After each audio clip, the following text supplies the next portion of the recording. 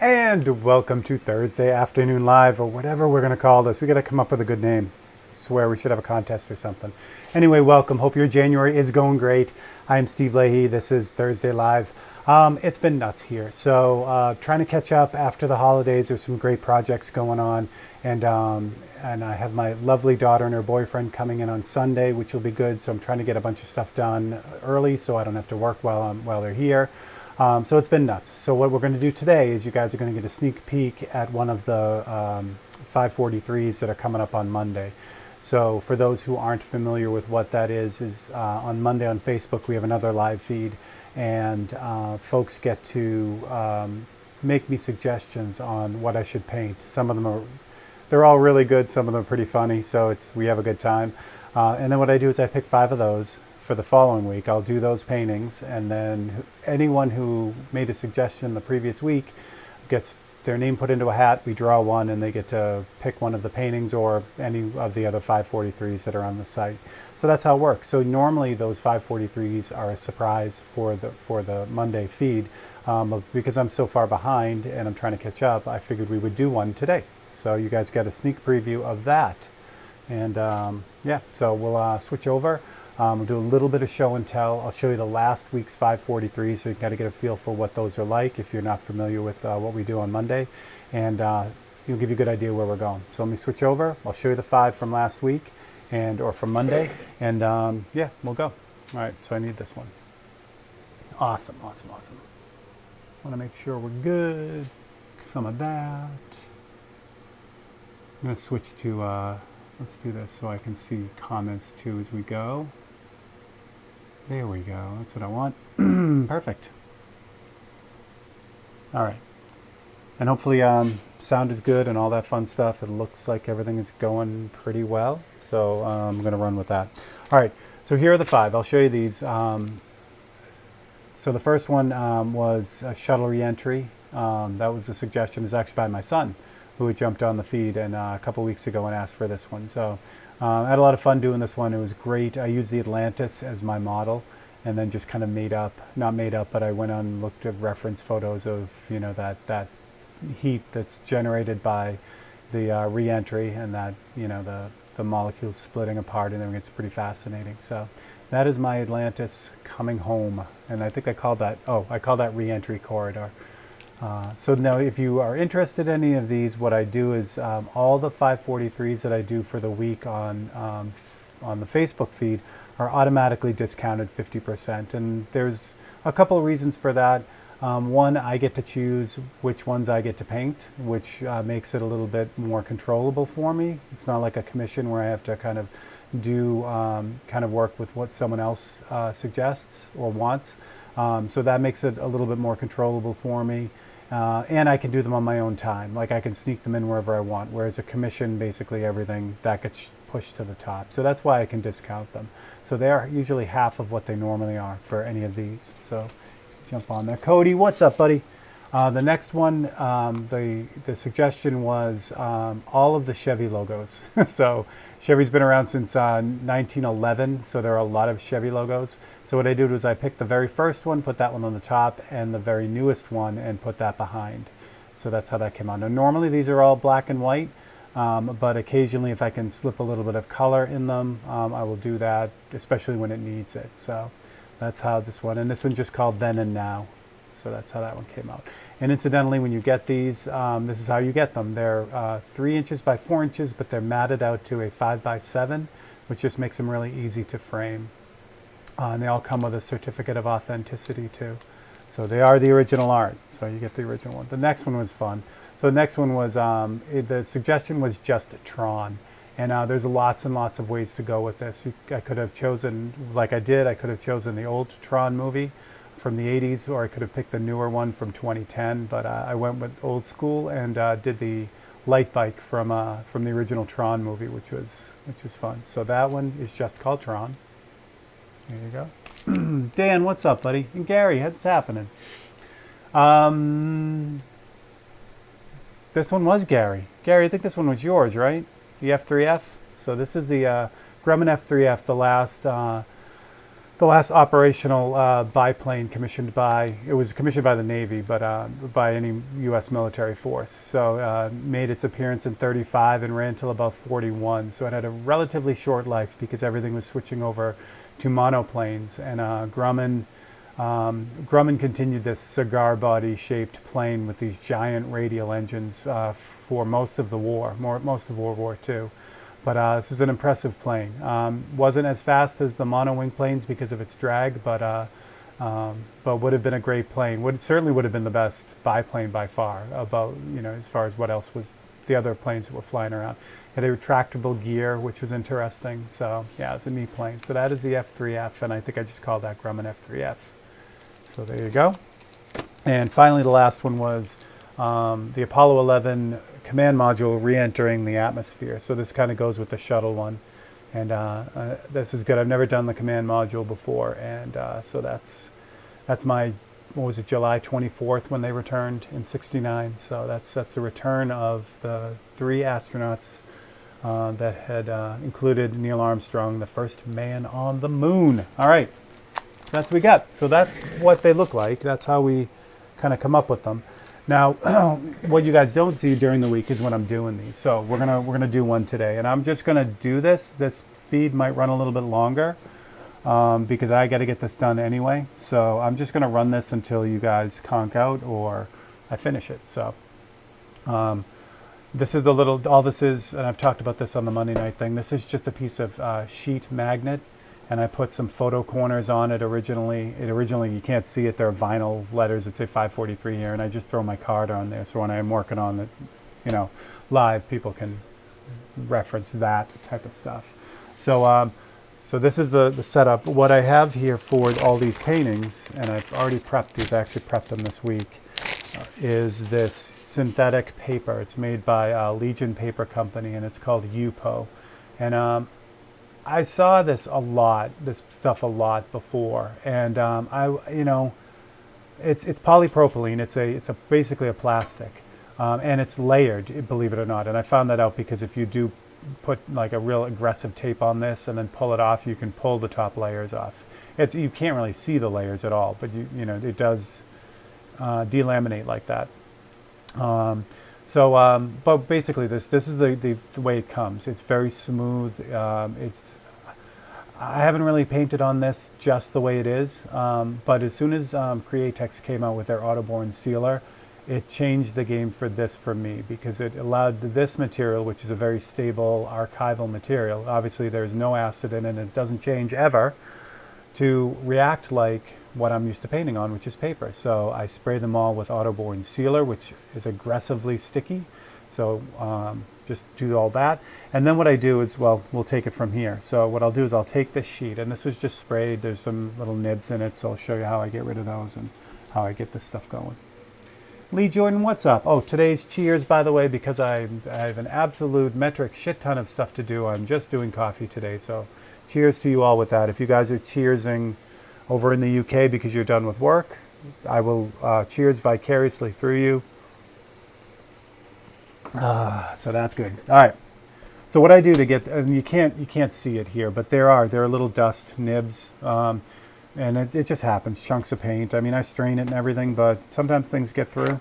So first thing I do is I'll just knock those off, and the way I do that, it's really pretty simple. I take an old X-Acto blade, and I just really lightly run across, and it'll catch on any of the nibs or the hairs or whatever is stuck in there. So I just kind of run over the whole thing, and when I find a nib, and I can't even see most of them, I can just feel them when it catches. So I just keep rubbing this back and forth really lightly, and I just kind of knock out any of the little bumps or nibs that would appear. There usually aren't that many, but they do show up in the paint. When I do the painting, if I leave those in there, especially when I clear it, when I put the final UVLS satin clear on it, they light up. So I don't want any of those on there. All right, so now I've got all those off, but now I've got all these little scratches on it from the blade. So the way I get rid of that is I start with, come on. 1 second here. There it is. Okay, so I start with 1000 grit paper, and I like these little foam sanders. They just work really, really well. So I'll just put a couple magnets on this to sand the bottom half, and then I'll sand up where the top half is. This stuff, this Autoborn sealer, sands really, really, really super well.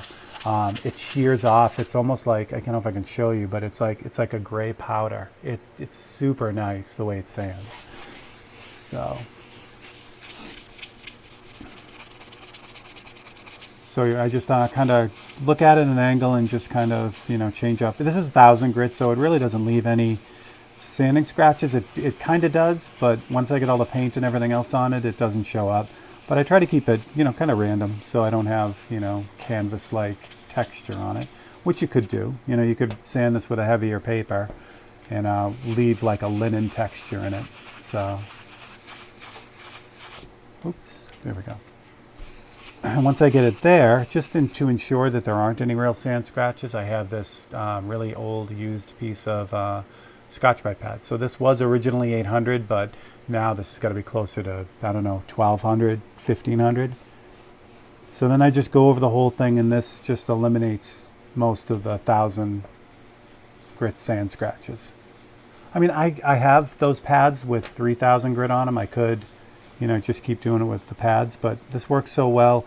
And the Scotch-Brite pad also removes any of the sanding dust from the 1000 grit too, which is nice. So it's kind of a dual purpose thing. So when I am done with this, and I mean these paintings, this is how I prep everything. So if I'm doing if I'm working on like ampersand board or aluminum, I would treat it this pretty much the same way. So now this surface is like just pristine. It's amazing. So there we go. Cheers indeed. All right. So now just to make sure I've got all that off, I have a clean lint-free cloth. I'll just make sure there are no residual powder on there. And this one's ready to go. Pretty much ready to go. I'm going to put the border on it now. So I use FBS tape for all the borders. And I suppose I don't even have to put a border on it, but it's something that I've always done, going way back with all the illustration board too. I've always had a frame around it.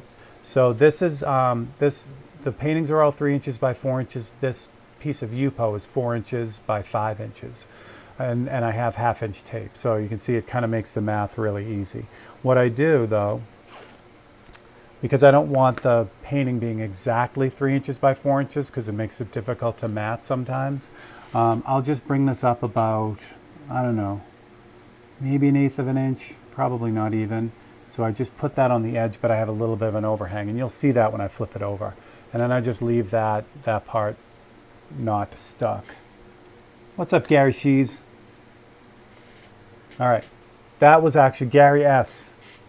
I thought you were Gary Shees for a second. So when I said I thought you suggested that Grummond painting, that's who I thought you were. So I forgot that Gary Shees is his actual YouTube thingy. All right, so same thing, just about 1/8 of an inch down. It's not exact science at all for this, because this extra bit is just going to be the bleed underneath the mat. So it doesn't have to be perfect. It just has to be, a little bit extra. So that one goes there. And now this is still peeled up. So the reason why I do that, it comes from doing 1 billion of these. So if I had that one stuck down, right, all the way, and I put this one down, it seems minor, but this is why I do it. So this one would be the last one on. It would be on top of all the other tape, right? So when I peel this off, it would just come off. But now that this one is underneath this one, when I pull the first one off, each one will pull up the next one. So I can pull this whole thing off in one shot. It's stupid and simple, but it really helps out. So now when I flip this over, you can see that edge. That's the extra that I've included in the painting. So I'm just going to trim that off because it's obnoxious. And I don't know if I mentioned it, but the tape that I'm using to do this is the FBS KUTG Gold. It is by far my favorite masking tape.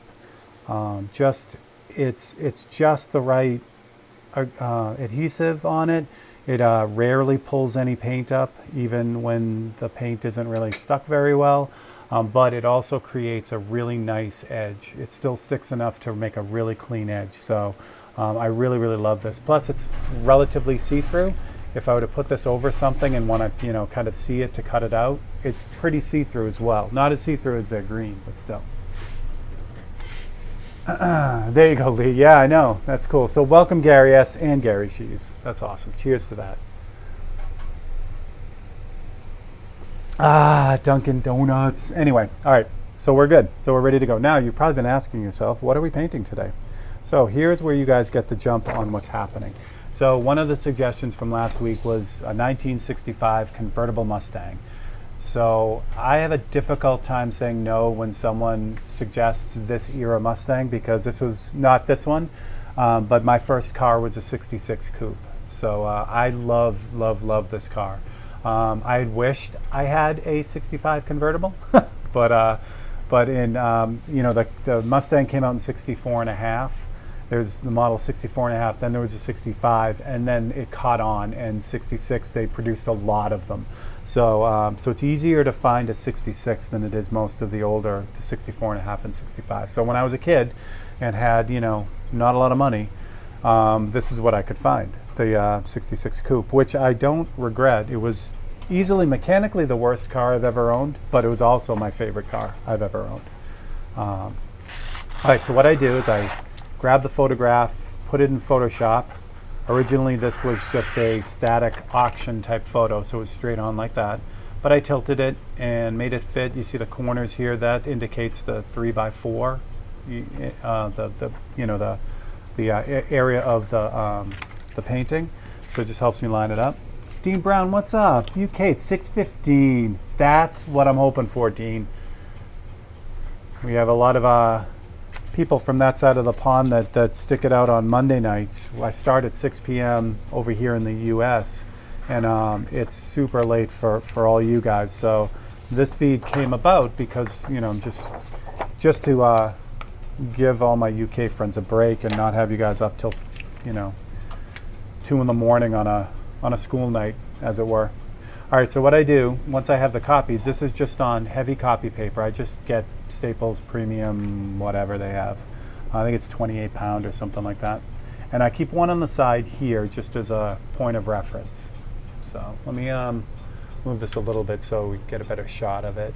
That's probably better.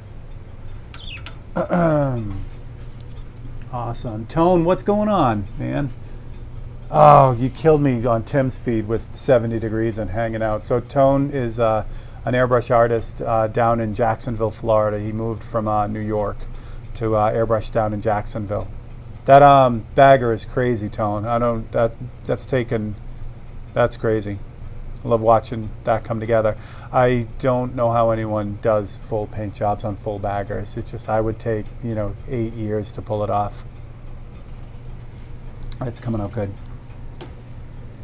Is the coupe the same shape as Eleanor from Gone in 60 Seconds? No, Eleanor I think is a 69 or 70. It's a later model. What happened, the evolution of the Mustang happened fast. So the only difference between the 65, 64 and a half and 65, the easiest way to tell is this little crosshair in the grill.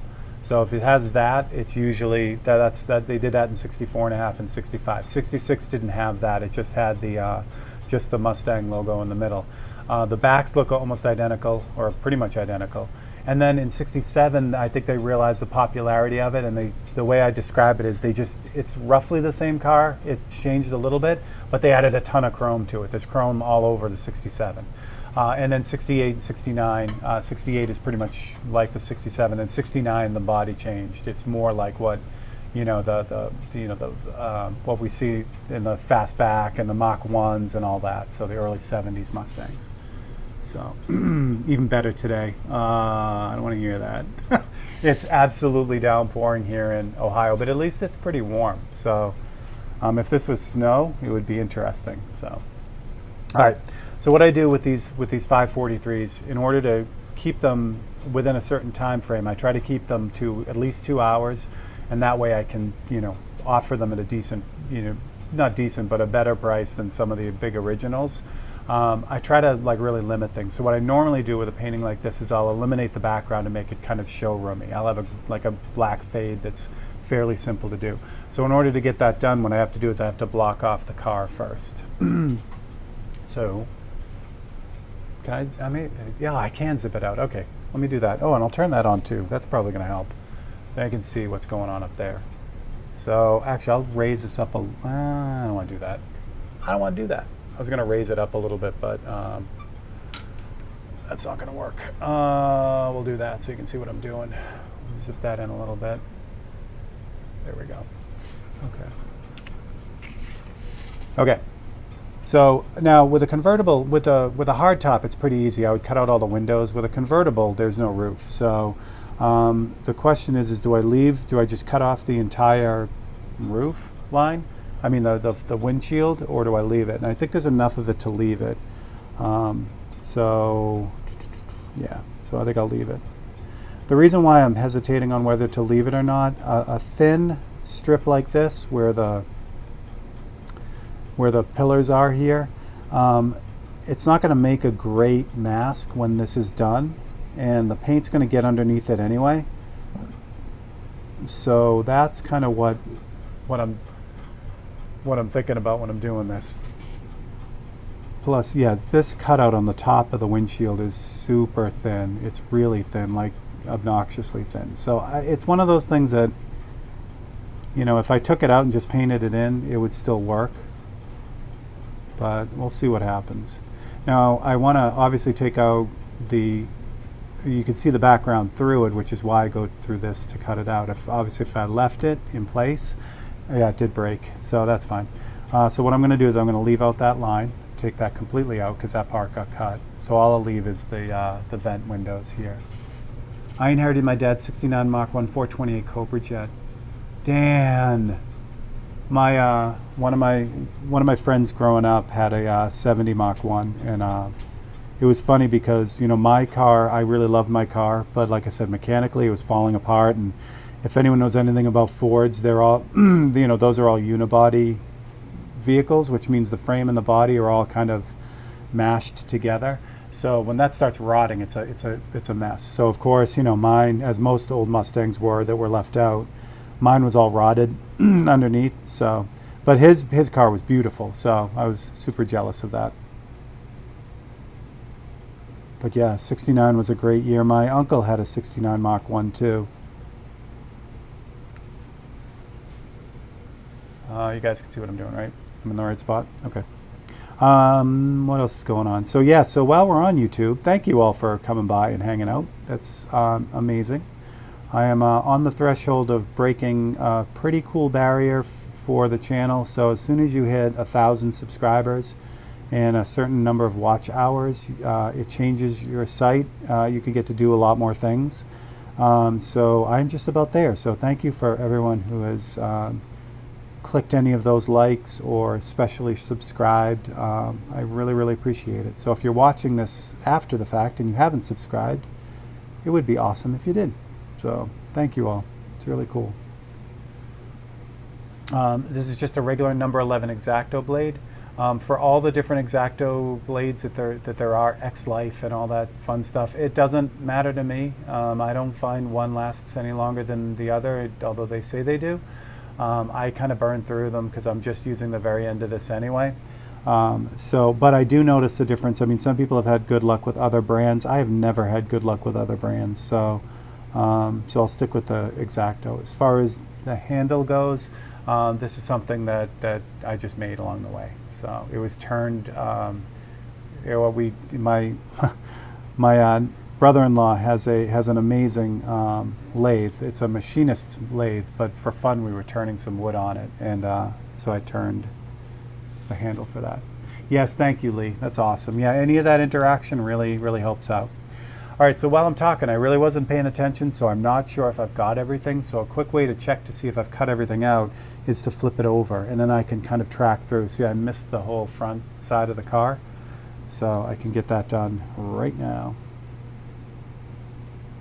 So I posted today on Facebook the painting I did of my dad's Studebaker. He had a 53 Commander, and my dad was always working on cars. So had I not had him in my life, I would have not been able to get that Mustang, because every weekend we were doing stuff to it because we had to, because it was a mess. But but looking back, it was really nice. You know, looking back, I have pictures of me, you know, or him working on it. And the our neighbor across the street, Mr. Fernandez, was a big Ford fan. He always had old Ford trucks. So it was great having him around because he knew everything about Fords. So between those two guys, like I said, my car had much longer lifespan than it should have. The rot was so bad I couldn't take it through a car wash. I had to wash it by hand, because if I took it through a car wash, you'd take a bath with it. Simon Carter, what's up, buddy? Okay, so what I've done is I use these corners to kind of place this kind of in the center. Again, it doesn't have to be exact. If it's wonky a little bit, it's not going to make any difference. Does that need to be there? I wonder if that's okay there. Probably. All right. This block right here, the other camera. Usually that's over there, but I think this will work. So once I have it lined up, and you notice you can see the tape lines, you can see that extra. All I got to do is center this. And again, the angle doesn't really matter. So again, if it's a little bit skewed from what I originally set up in Photoshop, it doesn't, you know, it's not a huge deal. So now I can pull this off, and I have the background. Ooh, I missed. Oh, did I miss that whole thing? I bet I did. I think I missed the front of the wheel right here. Yeah, I did. All right. So I save all these because you never know when you'll need them. So there it is. So there's a car. Now it looks kind of weird without the front windshield, but it'll make sense when I get there. So actually, now looking at this, I'm feeling it's a little bit low. Seeing it actually on the paper here. So what I'm going to do is I'm going to take this, and I'm just going to move this up a little bit. Look about there. Not much. It didn't need much, but it felt, yeah, it felt like it needed to be a little bit higher. Again, I think the way it was divided, now it's got a little bit more weight, you know, across the, you know, the painting, which is good. So I'll drop these magnets back on. If you guys have any questions, just fire them out. Oops. These magnets are gigantically strong, and they love to stick to one another until they get close to the steel board underneath, and then they'll stick well. Great Tech Tuesday. It was cool to have a demo of the effector reducer like that. Simon, thanks, man. I'm going to do a more in-depth kind of reduction thing, but yeah, I thought that was going to be a good one to kind of show, because I think that's, as I mentioned in that video, that's the confusion. You know, everyone they immediately jump to, you know, how much should I reduce this? And you know, it's like asking how much salt to add to the soup. If you have a tiny bowl of soup and someone else has a giant vat of soup, if I tell you how much salt to add without knowing how much soup you're making, it's a completely different result. So it's the same thing with reducers. If you don't take into account mostly the airbrush, even more than the air pressure, it can have a vastly different effect on it. So when I tell people, oh, I reduced 1 to 20, they go and put that through a big brush, and it's like ridiculous. It's crazy. All right. So what I'm going to do next is I'm going to drop in the white first. I always try to put white down first, because then I don't get any of that color shifting that you would get by putting white over dark. So I put all the white down first, and then I'm all set. What I do normally is I'll look at the painting and I'll try to swap the values. So if it's dark, usually cars are dark on the bottom and light on the top because it's the way they're lit, but not always. But what I'll do is I'll swap the background for what's happening in the photo. So obviously the light's hitting the top of this car and the bottom of the car is dark. So the white, the lighter part is going to go on the bottom and the darker part is going to go on the top. So that's it. So for the white, again, if you're asking, this is a Krios PS289. This is taking the place of my venerable HPC in the lineup. I needed a 0.3 millimeter brush, and I saw great reviews on this brush, so I grabbed it. So it's a nice brush at 0.3 millimeter. This is 1:1 mixed, 1 part reducer, 4011 to 1 part paint. So this, let me just open it up a little bit. Here we go. So this is, for what I do, this is a fairly thick mixture, even though this is way over reduced for what Createx would recommend. But this 1:1 goes through this brush really, really well. And it has good balance of opacity. but will still spray really, really evenly and controlled. I can do some detail with it. It's just an all-around good mix for me. So just kind of go on this light. Sure. Why do I have no pressure? Oh, I have no pressure because it helps to turn your compressor on. All right, hold on 1 second. I'm gonna go turn my compressor on because that's a good idea.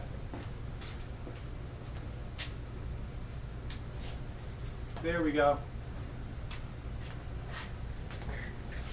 So a bit of a sad note last night. I was working and I use normally at this station, at the station I do all these videos at, I use a hammerhead compressor, which is one of the first compressors I got. Actually, my dad got it for me way back.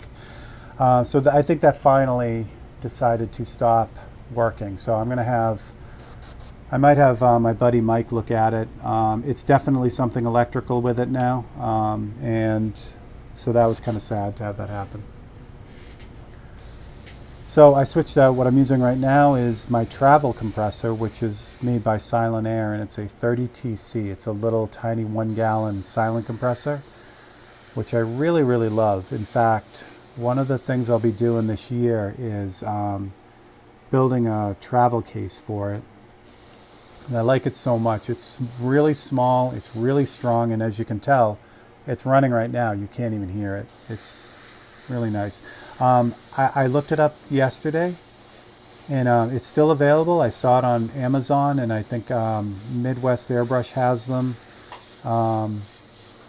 They're not cheap. It's about $1,000 for it, but like I said, I mean, it just cycled. It just turned on and off, and you could literally be sitting next to it and you can't hear it. And it, like I said, it provides plenty of pressure for me. Chris Garcia, what's up, buddy? So my daughter's coming in Sunday. So if you guys are around for the Monday night feed, they have asked to be a part of the feed. They're going to read comments and hang out with me, and I'm really, really looking forward to it. So it'll be fun. All right, so there we go. So that's the white. I just basically went with the car in this one. Sometimes I'll go opposite, just to give it a little bit of other, movement. But in this case, the car is such a strong angle this way. If I go this way, and I have a Tech Tuesday coming out on composition and things, and I go over some of this. But if I make an X with the background in the car, that's going to stop. It's just going to kind of take away the movement that I've got by tilting the car. So when I tilt cars in paintings, it adds a lot of movement to it. You can see this a lot in Chris Dunlop's work. Chris would rarely ever have a car going straight across unless, he wanted it to be, really like kind of a static thing. But a lot of his I call them his messy paintings. They have a lot of, dripping paint and all kinds of movement in them. You'll almost always see those at some crazy angle because it just gives the painting so much movement for the vehicle. So if I leave the fade on this way with the car, it retains that movement. If I make it an X, the X's mean stop. So that's what it does to the painting too. Yeah, Simon, it's going to be a lot of fun. Emmy used to spend a lot of time when she was younger with me while I was painting. She used to come down and we used to listen to music and have a great time. So it'll be good. Her one request was that she got to sit in the squeaky chair again. So I am reserving the squeaky chair for her. All right, so we'll switch to black now. All these paintings are just black and white unless Gary Shees is here, and then I'll do color ones. This one's going to be black and white. So again, this is this is the Micron C, which is kind of my go-to all-around airbrush. And for this black, again, this airbrush loves over-reduced paint, really thin paint. It just works amazingly with it. So this is 1 to 10, so it's 1 part paint to 10 parts reducer. Again, if you put this mix in, even the Creos, even in that bigger Creos, it floods out. It's really, really thin. The squeaky chair, yeah, I was psyched to have good friends, man, like Wink, who you cannot imagine how depressed I was when the back of that snapped last year or whenever that was. That that chair, again, it's my dad. My dad got that chair for me from the company that he used to work for when they were having this big, you know, kind of clearance fire sale.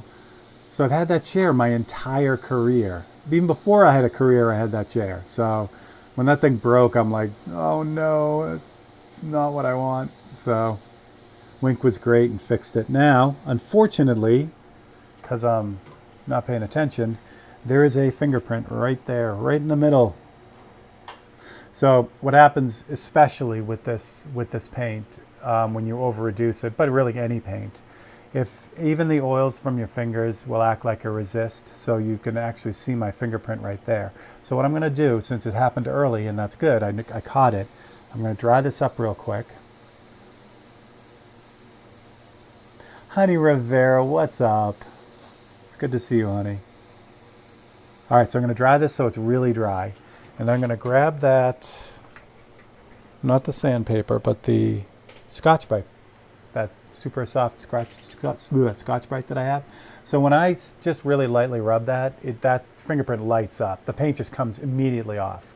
And that's a problem. You know, we don't want that. You know, I mean, I could bury that in paint, and in a painting like this, it won't really matter because it's not going to ever see, like, you know, people aren't going to be touching it. People aren't going to be, you know, rubbing up against it, or it's not going to be outside or anything like that, like an automotive surface.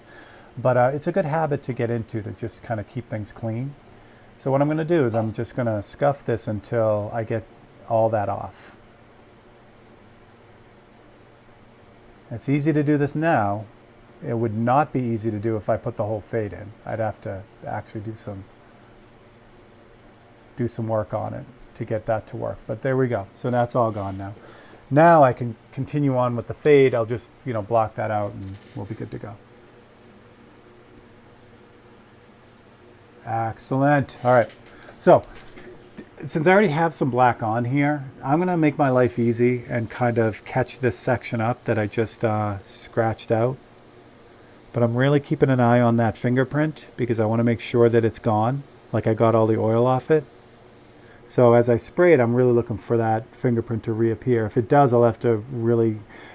all right, so here's the thing. If it's a really greasy, like if I wouldn't. But if I had pizza and I had all of my fingers and I really got something on there, I would have to really like use, you know, like a cleaner, like alcohol. I would have to physically get all that off before I could. I couldn't just do what I just did because it wouldn't take it off. It would just spread it around. But in that case, it was just a light tap. You know, it's just really the oils that were on my finger. So I was able to get rid of it. But I really want to keep an eye out on it now to make sure that I got it all. And it would just resist if I didn't.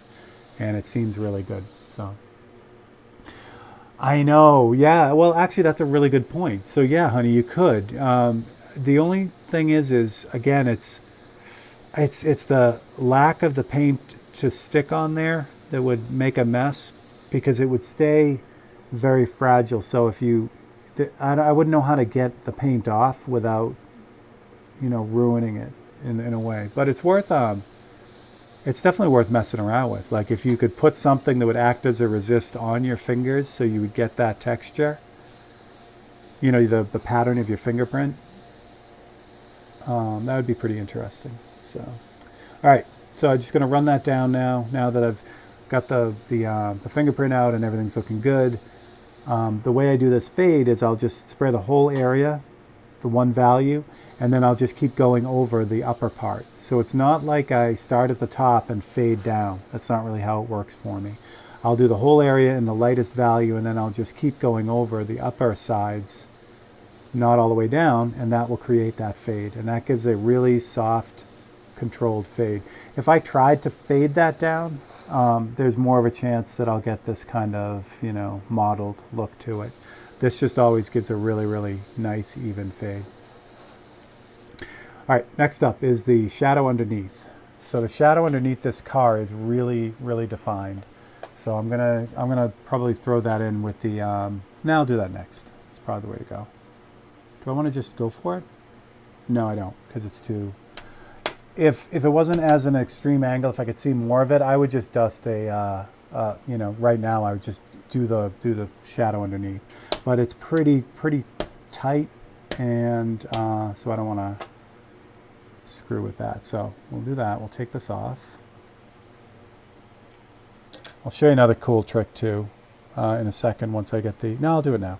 So if I want to add a reflection to this car, like maybe a little indication of like the car reflecting in the ground, I don't want to go nuts on this because it's, you know, it's too gimmicky. So the way I would do that, it's actually pretty cool. So if you flip this, flip this way, yeah. So if you flip this is the original cutout. If I flip this upside down, I can line all three wheels up like this. Just kind of off the wheel a little bit, higher like that. And do this before the shadow too. And then what I can do is I can just really faintly, I mean, again, this can be hyper gimmicky, so you got to be real careful with it. But if I just hit it really lightly, I'm going to leave it there so I can look at it before I move it. That's perfect. All right. But when you do that, it adds that little like reflection on it, which is kind of fun. We can create the background texture effect to hide and describe. Yes. Yeah. Oh, honey, that would be actually a great idea. That's exactly what to do. So what honey's saying is not make a fingerprint pattern, but if it was modeled and blotchy, to just continue that blotchy all over the place and make it look intentional, which is an amazing idea. All right. So next is the shadow. I'm going to use a new copy for this. You can see this over here, so I'll do it over here instead of moving the camera around. So this looked like it was parked on the side of a road, so there's grass, but I'm not going to put the grass in because I don't want to. So I'm just going to cut out the shadow.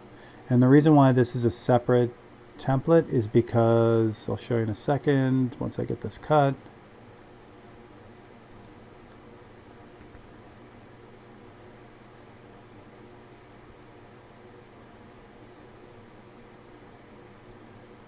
All right. So that's the cutout for the shadow. It's really, you know, really thin. But if I cut out the shadow and then I went and cut out the other dark parts like the wheel and the, you know, the undercarriage and all that, this section right here, the part you can see through, would just fall out. So I have to do this separate. Patty, what is up? All right, line this up and I can see the wheels through the cutout. So that's what I'm using to cut it out. But I could also flip it too, like this, to kind of get it to line up where it should be. Double check that back wheel and that looks good. And for this, I'm only going to put magnets on the top side here because I'm going to hold the bottom side down. So this way I can kind of manipulate it that way. All right.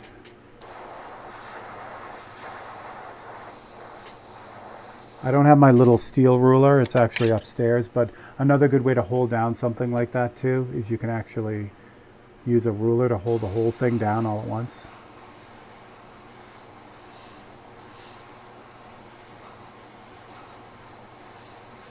And this just, I do this most of the time because it's easy, it keeps the magnets out of the way of the airbrush.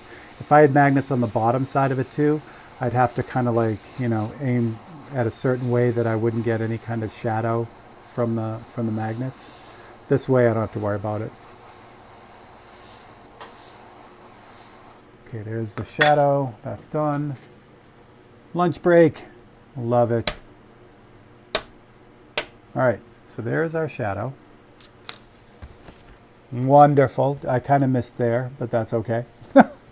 I'll fix it when I do the wheel. Should have been up a little bit more, but that's all right. That's okay. All right, so next. What do I do next? Yeah, I'll do the order that I normally do it.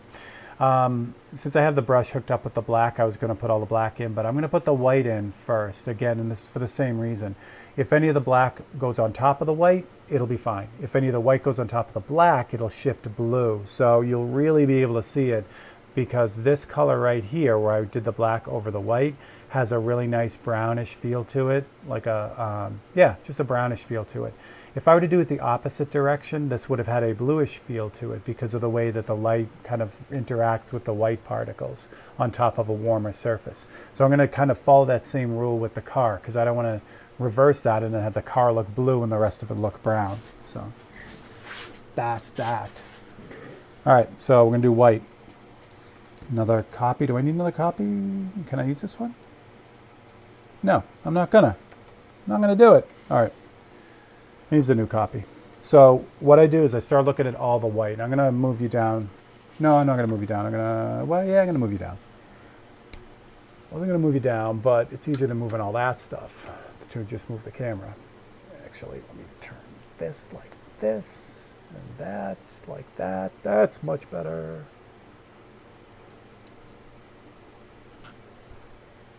Good. That's better. Okay. So I have a couple things to think about with this. It's a really great photo.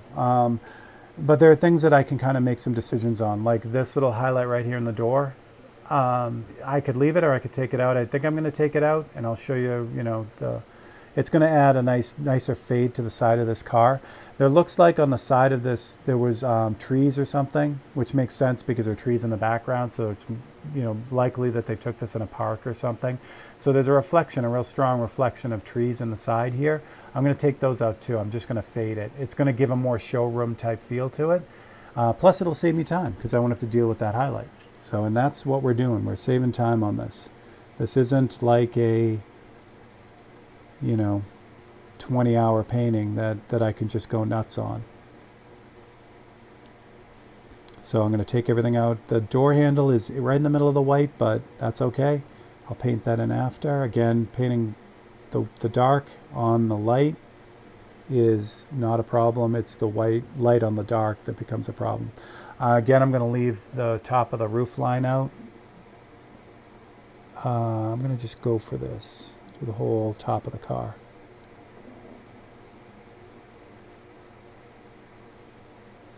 I have to do the headlights separate because of what I'm looking at is, so I just cut out the whole, I'm going to cut out the whole roof, hood of the car.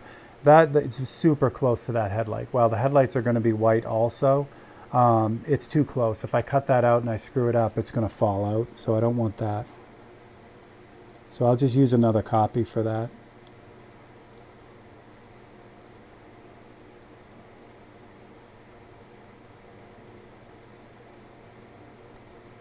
I am going to leave on the side here this scoop, the body lines. I'm going to leave all that, but I'm going to ignore this guy right here.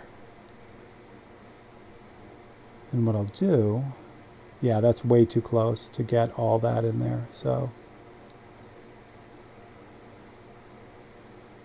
now this will come out.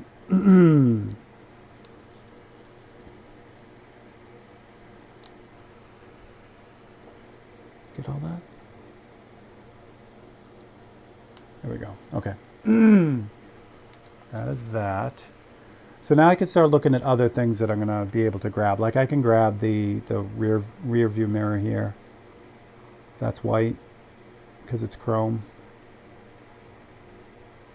Those lights are not going to work. On all these 543s, if there's any opportunity to put the number in, I do. So I'll do that for the license plate. So we'll make the license plate white as well.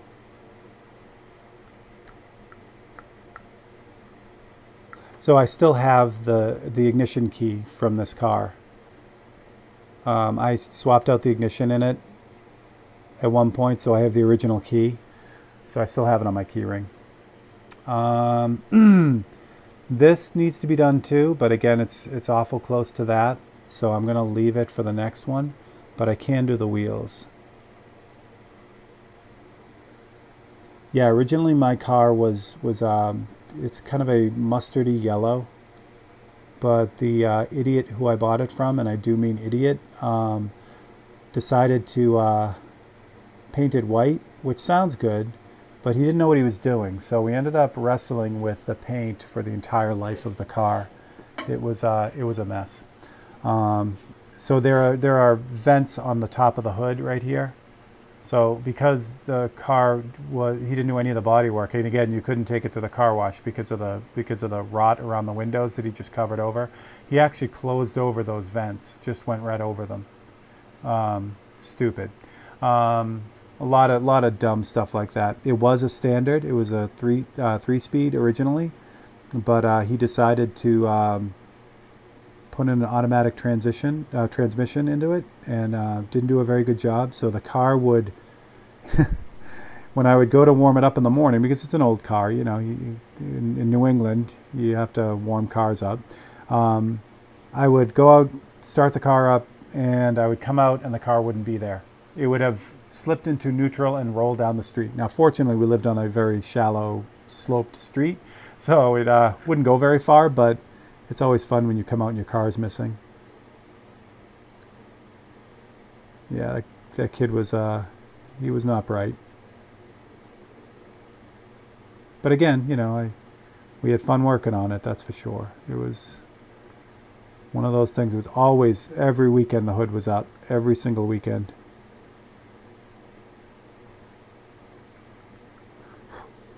All right, so I did the lower parts of the wheels here. That's very chromy and light.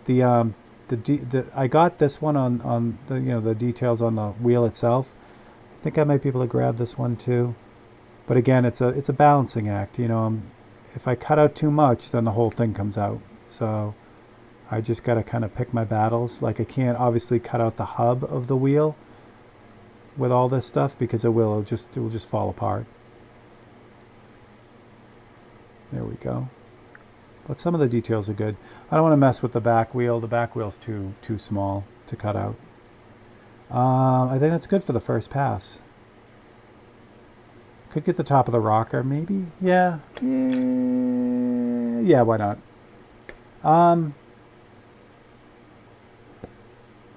No, not why not. All right, I was going to do this line right here too, but I'm going to scratch that out, or, you know, mark it out instead of use paint to do that.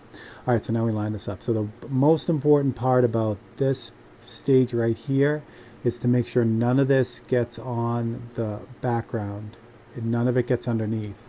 So I'm going to go nuts with the magnets on the top side of this so that I don't get any paint bleeding onto the background, any of that white. Again, the bottom part, I don't really care. I mean, I do care. I don't want a bunch of paint. I actually can't see what I'm doing because I'm way up here. You guys got to yell at me when I do that. So there we go. I don't care about, I mean, I do care about getting paint on the side of the car here, but it's not as devastating as getting paint on the background. If I get a bunch of haze on the background, I have to fix that. Here, I'm going to be painting on the side of the car anyway, so I'm going to cover it anyway, so it doesn't really matter. You gotta love early cars. Any work done usually made things worse, but damn if it didn't make for some good stories between old buddies. Absolutely, absolutely. And it's funny too, because when I sold the car, I was going to art school, and the school I picked was an hour away, and I knew I'd be commuting. This car would not have made the commute. It just would not have. And it wasn't fair to make it a daily driver like that. I mean, when you're in high school and you're driving around town, that's one thing. But to drive 50 miles every day, this car would have been all over the road. So I ended up selling it. And it's funny, at that point, it had a laundry list of things that were now, you know, worse because I didn't get to do the body or any of the, you know, correct any of that stuff. So the guy who, you know, unlike the guy who sold it to me, the guy who bought it from me, I told him everything. This is what we've been dealing with, and he goes, okay, that's great. Do you have the key? And I go, here it is. And I'm like, did you bring like a ramp truck or something? Because I hadn't been driving it. I had already got my new car, or the car that I was, you know, using to get to school. And he goes, no, just go drive it home. I'm like, all right, did you not just hear what I said about everything? So he did. He drove it back. He drove it home. Yeah. That was scary. I'm just like, okay, have a good day. All right. So now I still have white. Because I'm using two brushes, I still have the white in this guy right here. So same deal. I'm just going to go over this really lightly and build it up slow. It's opaque white. It will cover really fast, but there's no need for me to rush it. I'd rather build it up slow, because if I do that, there's less chance of it blasting underneath and making a mess. So I just kind of put a layer on and then move on to another spot to let that first part dry.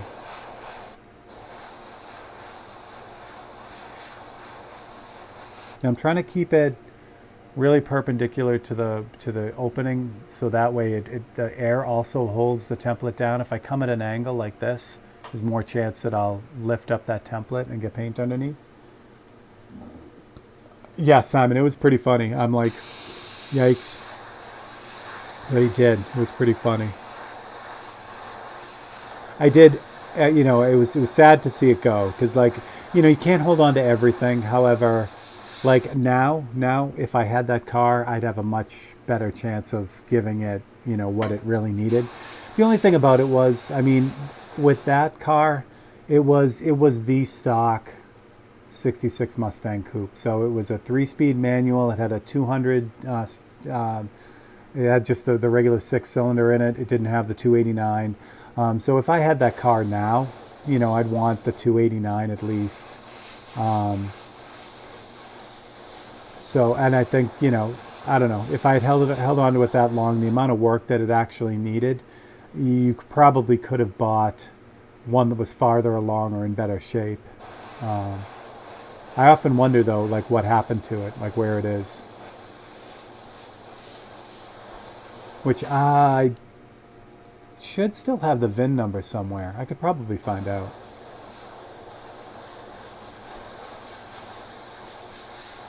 But we were going for it. Dad and I, we went out a couple times looking for, you know, other Mustangs that were wrecked, you know, that we could buy and use for parts. And one of them came really close. This poor girl, she didn't get hurt, but she wrapped it around a tree. And there was nothing left of the side, like the whole side of the car. You could sit in the car and look out, like right where the passenger door was. It was wrecked. And of course it's unibody, so, you know, once the frames get bent, it's just a nightmare. So we were going to buy that and take the motor out of it. That did have a 289. That car was, before she wrecked it, it was mint. It was bright red. It was everything you wanted in a Mustang. But we didn't end up buying it. I don't remember why, but we ended up not buying it. And all sales are finals. Yeah, fortunately at that time, I sold it for below what the lemon law was at that time. So, and like I said, he knew what he was getting. They're not like me, who rolled up on this car and immediately fell in love with it and had to have it. You know, I was like, I was a dumb kid, and my dad let me because my dad was a dumb kid. You know, his dad told him not to buy all these other cars that he bought, and he loved them, and I don't regret it at all. So I think dad knew what was going on at that point. You know, he knew that I was going to fall in love with it, and he knew what kind of car it was going to be to me. So, all right. So that's the white. So even now, as I back this out a little bit, even now it just starts to feel like what it's supposed to be. It's amazing what happens when you get that you know, light highlight in. The dark part really will make it work. So I'm going to move you guys again so you don't have to look at nothing while I'm cutting. How are we doing on time? It's been about an hour. All right. So for the black, oh no, why don't I finish the white? That makes more sense. So the white parts I was missing were the headlights, the top of the windshield there. I missed that. Headlights. Yeah, what am I doing with this? I know what I'll do with this. So here's a fun trick too. Get you guys in as close as this will get without getting goofy. So the headlight has all these reflections in it, obviously, because it's a headlight. So what I'm going to do is I'm going to cut out the brightest part down here first. I started doing a lot of this, and I don't know why it took me so long to figure this out. Because, well, I think it's because it's stuck in my head that these are templates, and templates need to be cut out. But if I cut out the bottom, now it's still the top part has lots of really nice, it's like a nice fade in it. So what I'm going to do is I'm just going to cut most of it out, but I'm going to leave a small tab on it at the very top, which I didn't do. It's on the side. But see, that's still attached on there, but not by a lot. I'll just be able to pull that out. But I'll leave that, so when I go to paint this, I'll paint the bright part on the bottom, then I'll just pull the top part, and then I'll do the fade on the top. Do the same thing on this one. And then, you know, other than that little reflection on the dark reflection on the headlights will probably be close to done. Again, for these paintings, they move very fast. If I was doing this, as an actual, painting, I would spend a lot of time on these headlights and have all the little, like those little reflector lines and everything on them. But for this one, it's just got to give the indication of that headlight, and it'll be good to go. Same thing. So I just left one side of it on. For these lights, I'm just going to cut them all out. I was going to try to do the same thing, but again, just got to get it done. I'm going to be able to clean all this up with paintbrush too. So I'm trying to get it clean as I can, but I'm not overly worried about it. I'm going to have to put in a bunch of paintbrush work on it anyway. I have today's new paintbrush day. I didn't realize I usually try to keep one on hand, a brand new one, but I don't have one. So I have the one that's just about done, but I don't have a new one. So it's on its way. It should be here today, which I'm excited about. Love new paintbrush day. All right, the top of the windshield. So I'm going to do that.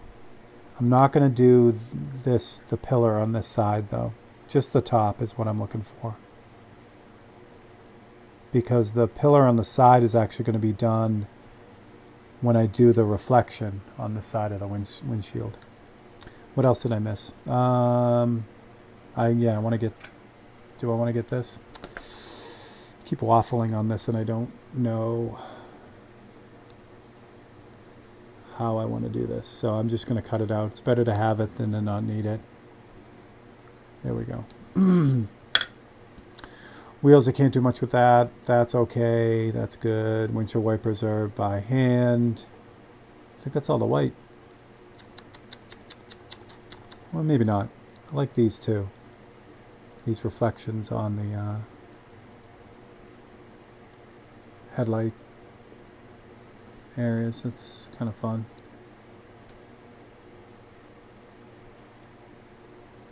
Two of those too. All right. I think that's everything. Yeah, there's just the bottom of the rocker panel right here.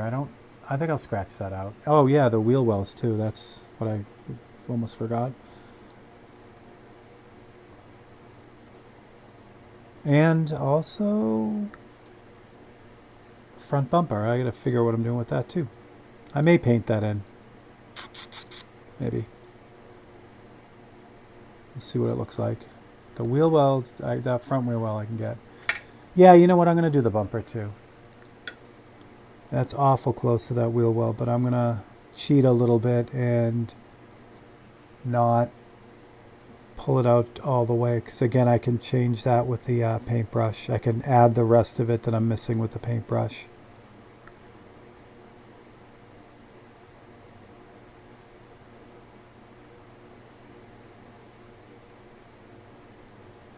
There we go. All right, so that's the front bumper. That's working out well. The directionals I'll do separate. Same thing with the logos and things like that. I'm not, even though they're white, I'm not worried about those. I'll do those with a paintbrush too. Yeah, Dan, I think I am. I think I am. So now I can use what's underneath to line this up. And again, you can't see because you're looking at a cutting mat. Someday I'll be like big enough that I can have an actual cameraman, someone I can just have, hey, just keep an eye on me and make sure things are focused and whatever. All right, back to lining this up. So I just kind of, what I'll use is I'll use this front corner over here and the back side over here. If I get those two lined up, that's pretty much guaranteed that it'll be in the right spot. So that front reflection and then the back one too.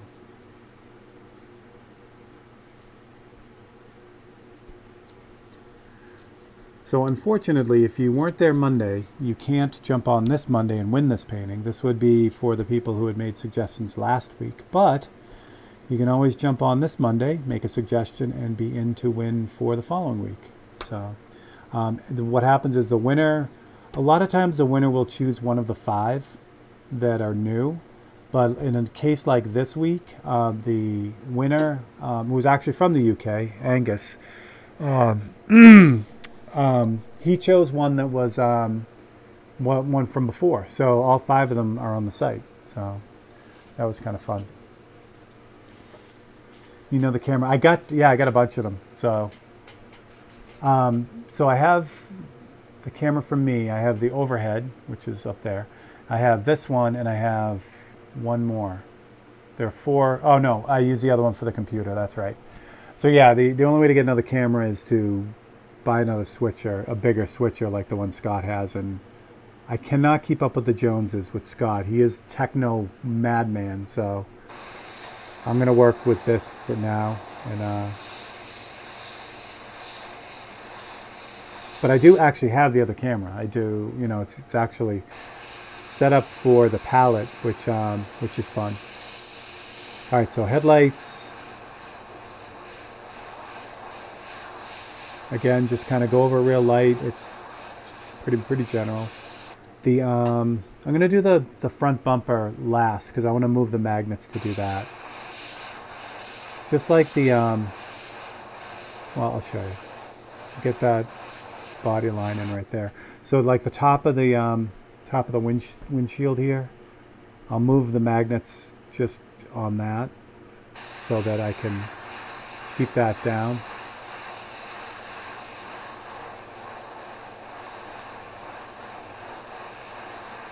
Like that. And I almost forgot to pull the headlights too. So, oh, let me put one more coat on there, I think.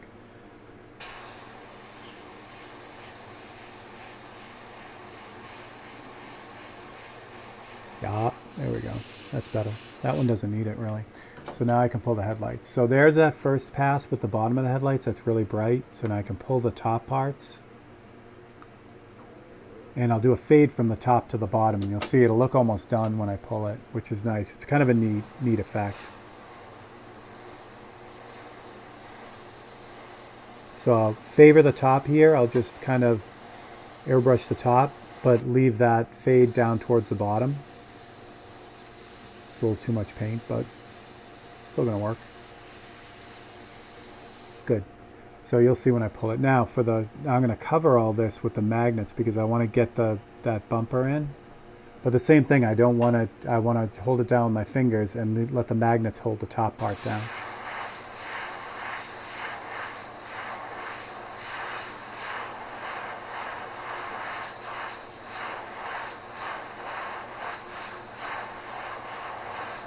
Like that. I was looking at 4 different camera switcher. Now I'm thinking I need more than that. Yeah, tone. I don't want to say that I would have done the bigger one. I bought the 4, you know, the 4 camera switcher, which I thought would be plenty, and it really is. I don't know how much more the one Scott has than the one I got, but at the time I'm like, you know, I don't see myself needing all those. Now it'd be nice to have them. So yeah, if you look at the switchers and the price is close, go for the bigger one because you'll never, even if you have open spots, it's better than needing them. What I can do with this, and I'm going to do with this one, I can get an HDMI splitter for one of the spots. So I need one more camera. So a splitter is nothing, you know, it's not expensive at all. So that's what I'm going to do, I think, to get that extra spot. But yeah, if you have a plan for a bunch of different things, yeah, then yeah, and the cost isn't that much different than the 8 to the 4. I would go for the 8. Yeah, Gary's got that right. All right, so when I pull that out, see the headlights look pretty much done already. It's kind of a neat, you know, neat, not trick, but it's kind of a neat way to do it. That's all the white. Everything's all white. All right. The next one is the dark part of the black parts. All right.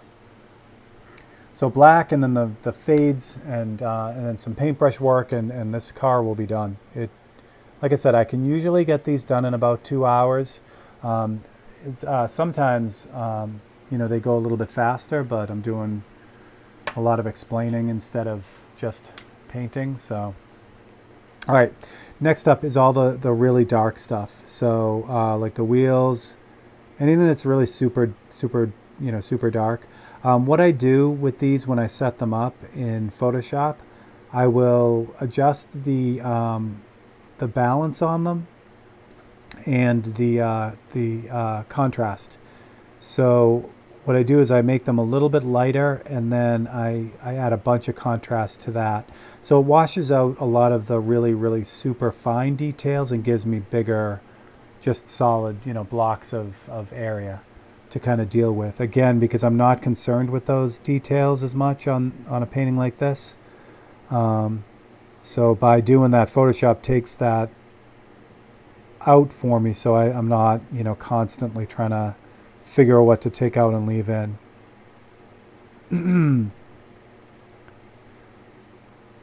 So wheel well inside here. This is where I'm going to get a bunch of the actual. This is neat. I'll end up painting the wheel, the wheel inside here with just by reverse. So I'll show you what I mean on like the back wheel.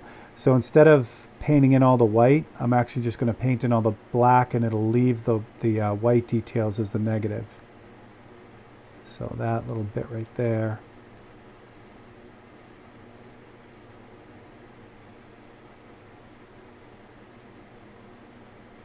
That one right there.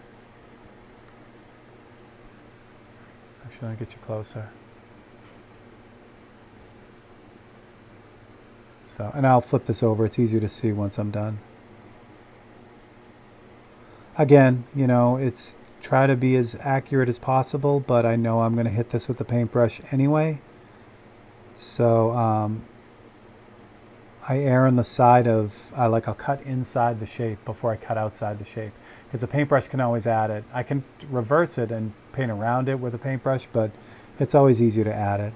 All right, things like the door handle now I can add back in.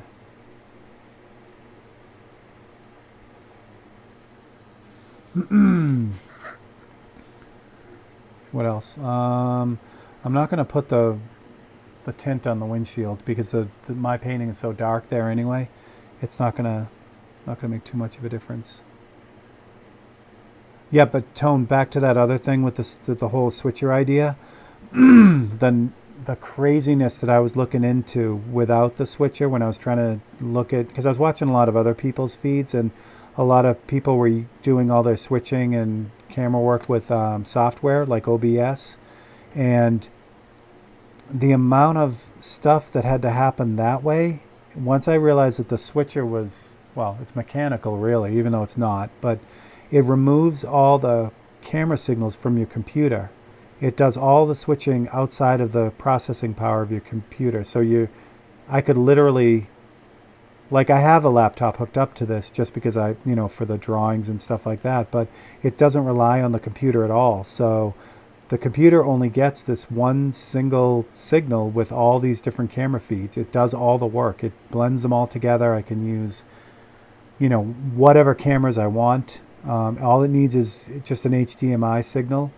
It just makes life so much easier. It's like, oh my gosh, I wish I found this first. So yeah, these switchers are by far the way to go for me. Again, like Gary had said, he's not wrong. I was trying to get my old DSLR attached to it, and because it's older and it doesn't have the right signal and all this other junk, it's like, well, do this and get this software and do this hack, and I'm like, this is not what I want to be doing. So yeah, the switcher was by far just a fantastic investment. They're not cheap, but compared to what I was looking at going through to get all this to work, it is by far a less expensive option than what I was looking at. I mean, I wanted to get away without getting a new camera, but I ended up getting a new camera anyway. But yeah, other than that, it was, like I said, it was the way to go. All right, so let me flip this over. I did both wheels, so now you can see. So even when I flip this over, it looks like the wheel. I didn't have to paint in all that white. The negative will do it for me. So yeah, Gary, this is going to be one of the 5. Again, normally I don't like doing this. I like it to be a surprise, but there's just so much going on right now. Getting ready for my daughter, and I actually had 3. I had to think about it for a second. I had 3 commissions that I was working on that had come in after, during Christmas and all that. And I've got 2 of them done. I still got 1 more to do. So with all that stuff going on, I'm like, you know what? I'll take this feed today and just do one of the 543s because I kind of want to get them done before the weekend. Normally Friday is 543 day for me. Like I'll usually put out about 4 of them on Friday and then 1 more at some point during the weekend or on Monday, and that'll give me the 5. But I want to get them done before the weekend this time.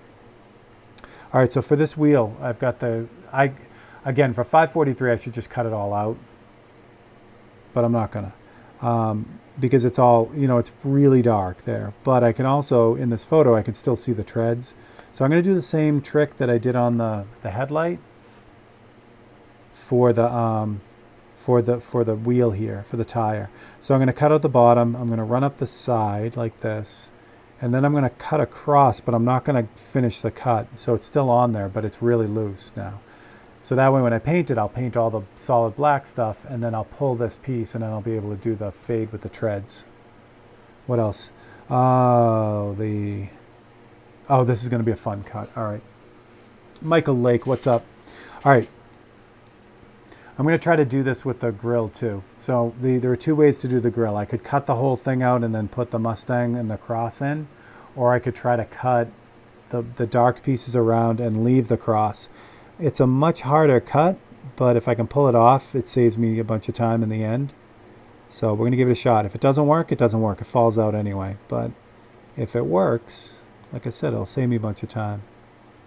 What I got to be careful of, obviously, is cutting through those little connectors that hold that cross in place. Because it holds everything in. It holds these lights in, all of it. So, let's see how I did. Yeah. I'd rather have it do that and not immediately fall out, because that way I can sneak up on it. Or I can also flip it over too and see what I missed. Like that. Yay, that's 1. 3 more to go. Again, if you guys have any questions, let her rip. I'm still trying to figure out how to have the live comments show on the replay. I have it set, I thought I had it set so that worked, but all the lives don't have comments after the fact. So I got to figure that out. But if you're watching after the fact and you have a question, just put them in the comments below, and that I will see, because those comments pop up as almost like messages for me.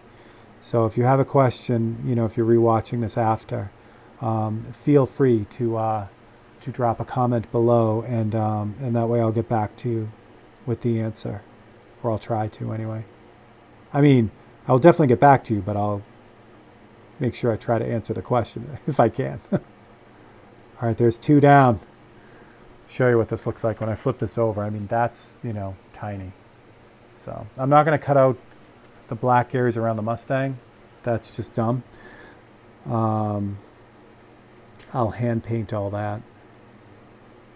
This one's a little bit easier because the light is because of the perspective, the light's at an angle, so more of it shows. So that means that cutout is a little bit, it's not as crazy as the one I just did.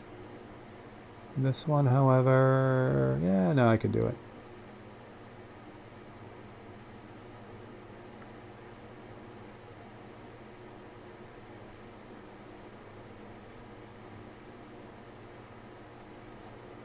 I'll finish the other side of this with a paintbrush, so I don't have to cut that out. All right, and I think we have a victory. We do. Look at that. What do you know about that? So there's what it looks like. That was a fun cut.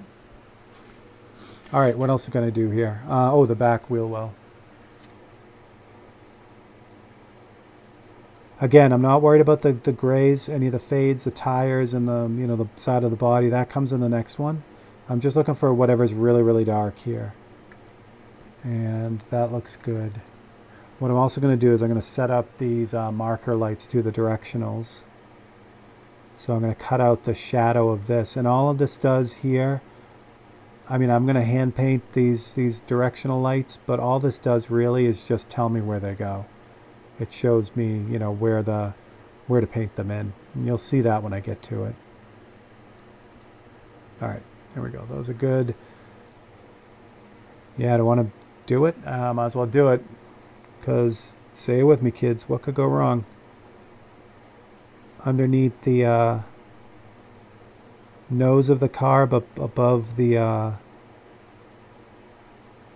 bumper here is pretty dark, so we're going to cut that out too. Well, let me phrase that. We're going to try to cut that out and see what happens. And yes, if you're wondering if I've ever got to the point where I've got a template and I've done all these crazy cuts and then I just make one bad cut and a bunch of it falls out, it has happened and it's a sad day. But it's part of, the way I look at it, it's almost like playing like 21, a blackjack. You keep winning, sooner or later, if you push it hard enough, you're going to lose. So that's kind of what I think. And there it is right there. All right. They're good. Yes. Yeah, this, I go through a ton of these X-Acto blades. So yeah, they are very, very sharp, but again, go through a bunch of them. It's so funny. I've said it before. I've just got a million blades that are like brand new, from the tip to the heel of them. From the very, very tip of this all the way down here. They're literally brand new. They're as sharp as they were when they came out of the package, but all the tips are either broken or gone. So I do save them. I think I've mentioned it before. I use them for mat cutting and stuff like that. Just general stuff. I mean, I do. I have a little bin here with them all at the bottom. Actually, can't see it, can you? There we go. There they are. There's some of them. I have a jar on the other side, and when this gets filled up, I just throw them in the jar. Yeah, Michael, there you go. I'm sorry. I saw Honey's comment and I didn't see yours, but that's it. So let me, I'll do a quick.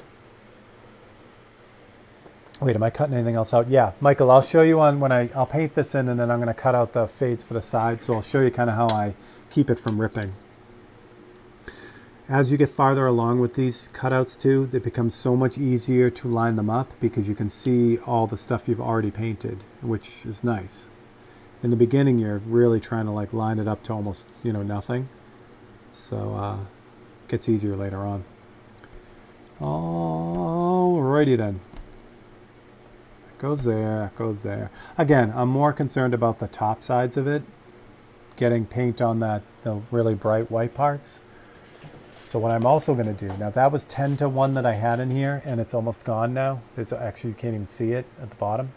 So what I'm going to do is I'm going to, since this is really black, I'm going to switch out to the 1 to, how many 1 to 1? This is 1 to, you can't read it, but it's 1 to 1. So it's 1 part paint to 1 part reducer. I'm going to use this because this is very, it's opaque. It's very, very, covers very quickly. And since all these parts that I've cut out are just solid black, that's what I'm looking for. All right. Again, even though it's, really opaque black, I'm not hammering this thing at all. I'm just kind of going in lightly, and I don't know if you guys can pick it up, but Simon mentioned the reduction Tech Tuesday. When I put this paint through this brush, I can actually see, they're very small, but I can see the droplets of paint because it's not atomizing it as fine as it would if it was the, the really thin one. But it's okay because I'm going for complete, black with this anyway, so it's all going to fill in. But on the fades, like on the side of the car, I don't want to use this because it'll seem very grainy. I can't do the same fades like with the background.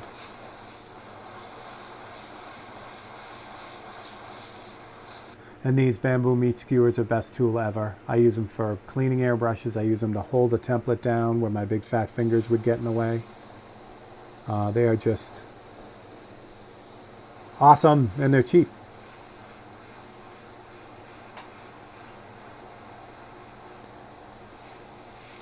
So, I can't put a magnet on this wheel because I don't have a magnet small enough, but I can hold it, with the meat skewer, and it works out well.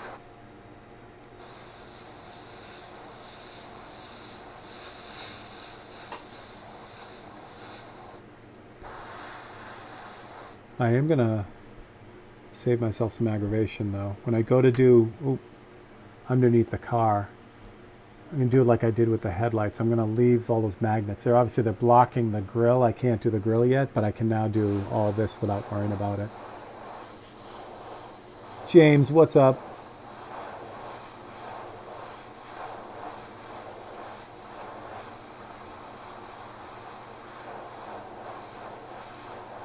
Okay, so there's the bottom part of that. Now remember this part here, the front of the wheel is there but not really attached, so I can just pull that right off. Actually, I'll clean that up a little bit. There we go. So now what I can do here is I can actually fades from the bottom up. So I'll just fade it from the bottom and get lighter as it gets to the top. And again, like I said, having a little bit of graininess on the tire is not a big deal. You're not even going to see it really. But having graininess on the side of the car, you would see. All right, so now I can move all these magnets up and I can do the top, the grill and underneath the bumper. Same thing, just work real smooth, real light. Bunch of light layers are going to be better than demolishing this thing and having paint go everywhere. Again, the 1-to-1 covers really fast anyway, so I could do this with the 10-to-1, but it would take a lot more passes, and the problem there is the reducer, I don't know if you can pick it up, but the reducer crinkles the paint, the paper.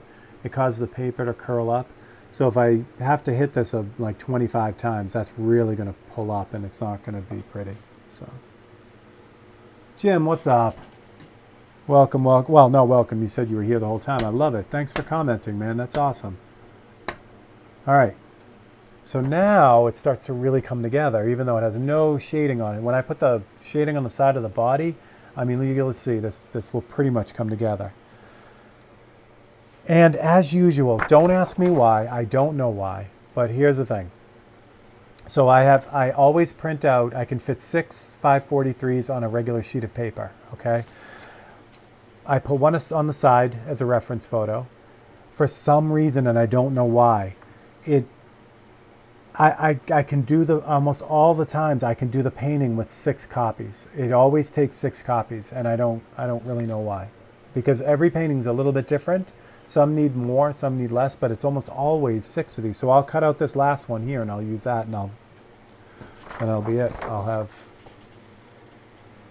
the rest of them. So I need, yeah, this is going to be for the side. So Michael, I'll show you some of the tricks about cutting without ripping. All right, put that aside because I don't need that. So we'll jump back down to here because you're just going to do more cutting anyway. Like that. All right. So I find that the heavier paper works better for templates. You would think lighter paper would be easier to cut, and it is, but it also tends to rip more. So the heavier paper doesn't tend to rip when you're doing really small cuts, which I like. So that's why I've done that. Is that the absolute way to go? No, not by a long shot. I've seen people use, tissue paper as stencils. And, the cuts they can get out of it are super fine and all that. It's just whatever style you really enjoy and what works best for you. So for me, it's heavier paper. We talked about the blades. They got to be sharp. They have to be brand new. If you're trying to do like super small cuts with a dull blade or a blade with a tip is popped off, which I've tried, it makes it exponentially harder. So that's the other thing. The third thing is this guy right here. I've used a lot of different cutting mats, and what I find is the softer mats, the ones that aren't, there are soft mats and then there are hard mats. Hard mats are great for like textiles and things like that. You see seamstresses using them a lot. But for doing super micro small cuts, the cutting mat has to be soft. It has to be on the soft side. I don't know how to look for them. They don't say soft or hard. Some do, maybe. I haven't found out any. They all just say cutting mats. But what I do know is this translucent art tool mask is a soft mat, a cutting mat. So this is the one I always buy because I don't mess around. But yeah, for doing the real small cuts, that works. The harder the mat, the more it tends to, for some reason, the more it tends to tear the paper. I think what happens is with these soft mats, the blade kind of goes into them a little bit and you get a nice cut almost like a pair of scissors would. Where on a harder mat, you're just dealing with the tip of the blade and it's not really cutting through the same way, so it tends to rip more. That's the feeling I get anyway. Jim! Yeah, so that's it, Jim. It's always 2 copies, unless, well, I can't show you. Like, all right, so if you saw the Monday feed a couple weeks ago, I did a Mario, a 8-bit Mario. It was in color. I used like a ton of copies for that because of all the colors and the way that it was set up. So yeah, but normally it's just 12 images, and then, like I said, I'll almost always only use 6 of them. So, but you know, I got the rest of them in the bank, I guess. All right, so for cutting too, the other thing that's really important too, if is the angle that you cut at can play a big role in how things work. I generally try to keep the blade as low as possible.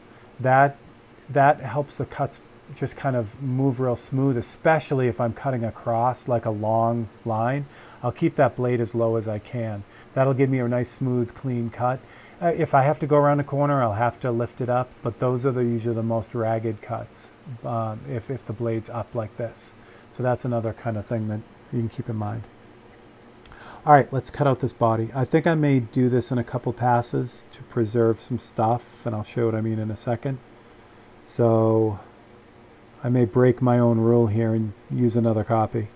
Not even a rule, but because I want to keep this, I've been not agonizing, but I've been talking about this rocker panel highlight for the whole painting and how to preserve that. So I think I can do that with 2 different copies. All right, so first this comes out. Oh, that's going to be fun. I wonder if I can do that. This is going to be a fun cut too. All right, so this line here is what's giving me the problem right now. If I cut this out and leave it as a template, it's gonna, there's no way to hold it down to protect that, the thing. So what I think I'm gonna do is I'm just gonna avoid painting it, and I'll show you when I get there. So we'll cut this one out.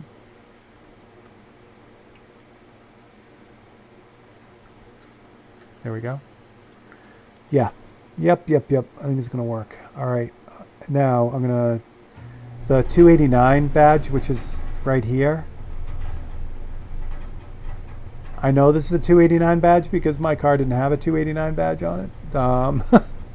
But I can actually leave that badge because it's close enough to the highlight at the top that I can get that done. So what I did was, there is a line. Oh no, I cut it out. So I tried to save it, but it came out. Oh well. All right, a couple other things about cutting and that kind of fun stuff. If you're cutting into a corner, might be wise just everything I looked at just said self-healing, no mention of hardness. Yeah, Lee, that's the problem, and I don't know why, because there are vastly different mats out there. If you can find one, Lee, that's two-sided, like it's specifically two-sided, like one color on one side and another color on the other, those probably are soft and hard. This one doesn't. It isn't two-sided. You can cut on both sides. It's the same material, but like the green one, like I had I think Olfa makes them, and all those green ones are really, really hard. Plus they blow up your blades faster too than the soft ones.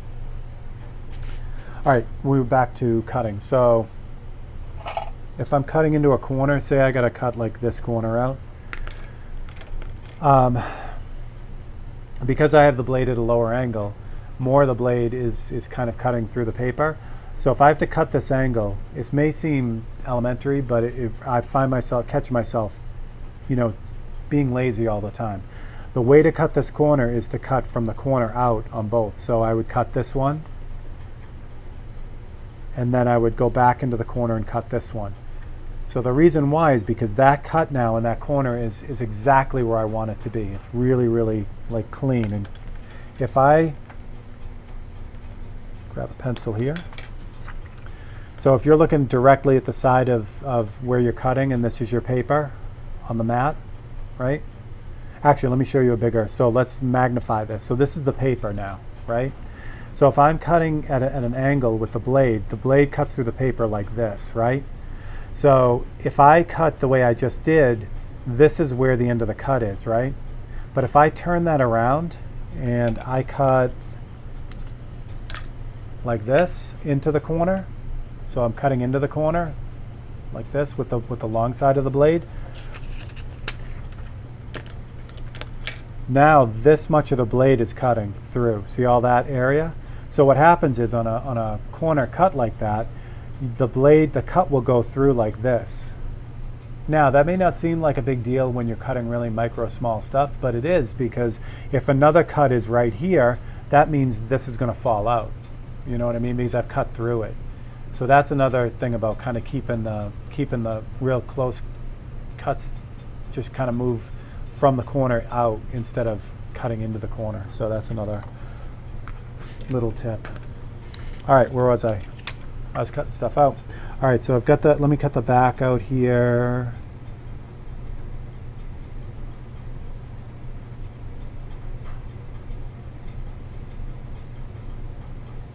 There we go. Now I got some decisions to make.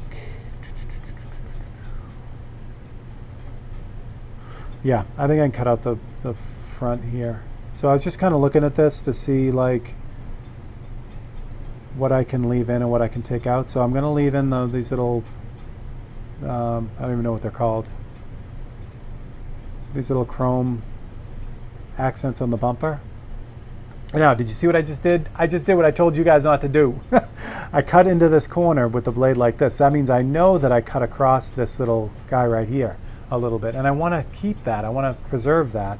So, you know, I should have cut it like this. So cut it from the corner out like this. That way I know that cut ends right where that corner is. It doesn't continue on. So that was correct. I did luck out because I didn't cut too far into it, but I'm telling you, it happens all the time.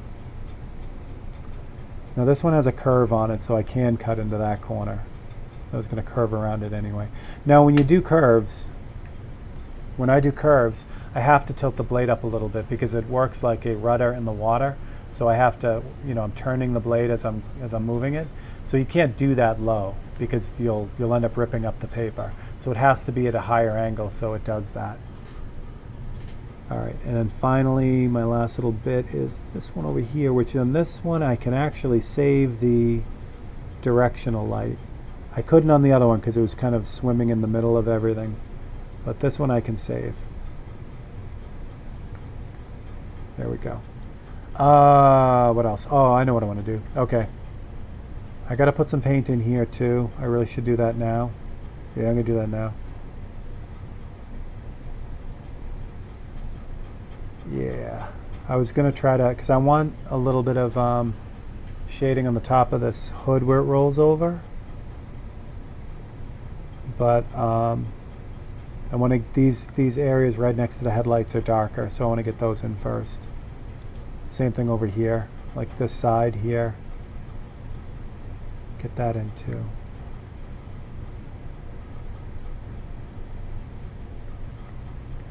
How are we doing on time? We need to get this done in 20 minutes to hit the mark. All right, that's good. And since I got this, and this where the convertible top is, there's a little shadow there. I'm gonna, even though this isn't really dark, I'm gonna cut this out now because I can just hit that. I can't do the tires because they're too close to these other cutouts. The Mustang is fine. That's it. So I think I got everything. Yeah. Yep. I am going to need another cutout. Well, no, I might be able to use one of the other ones. So again, line this all up. Again, it becomes easier and easier because I can see more now. There we go. Now I have 1-to-1 in that brush. 1 part paint to 1 part reducer. The black, that's not what I want in here. So I'm going to get that out.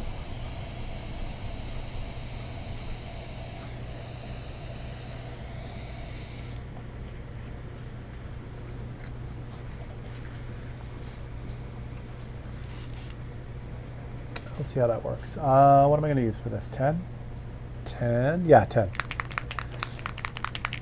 So this is 1 part paint to 10 parts reducer now. So it's fairly thin, but again, it's going to give me a much nicer fade than the thicker paint. So what I'm going to do is I'm just going to kind of fade. Oh, I need a magnet here too. There we go. You can't see what I'm doing, Steve.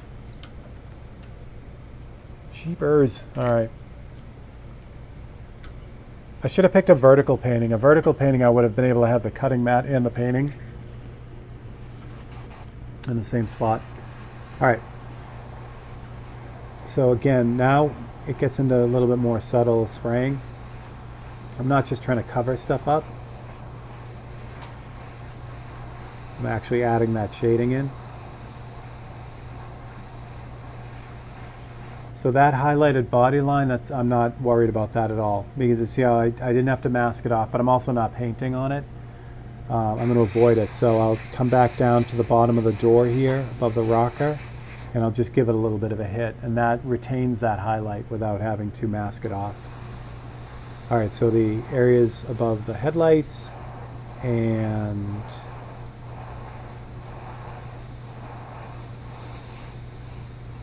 you can also put in the shading next to, you know, all this stuff too.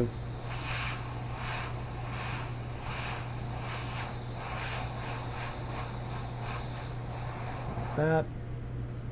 Is that all I think that's all I cut out. That's good. Yes, yeah, I gotta put those in too. But actually, I think what I did was I just gotta correct that. All right.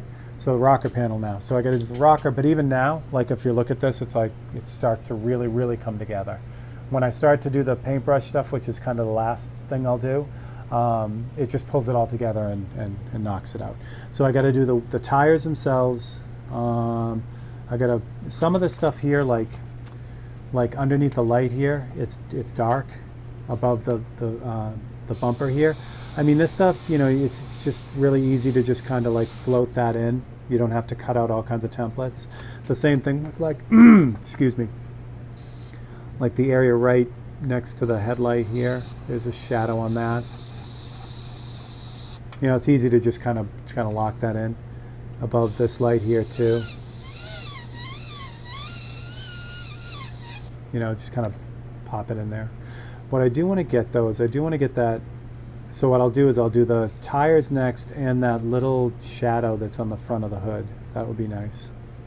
And then the very last cutout is going to be the white on the windscreen. All right, so rocker panel, tires, and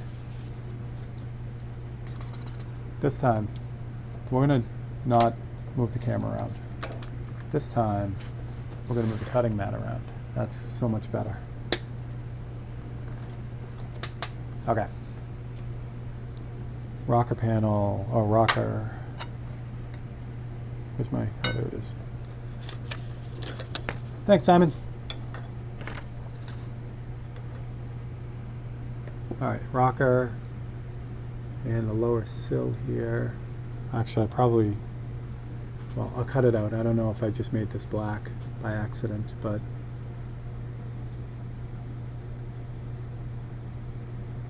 again, those unibody frames or cars, everything's attached. There we go. So there's that. What else did I say?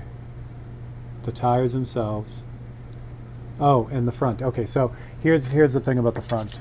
If you can just barely see it, there's a really cool, you know what I'll do, I'll cut it out and then you'll be able to see it instead of, because it's really pretty subtle, but it tells a lot about the front of this car. Plus it has, on the Mustangs, it's difficult to see on this photo, but the Ford letters go across the very front edge of this hood.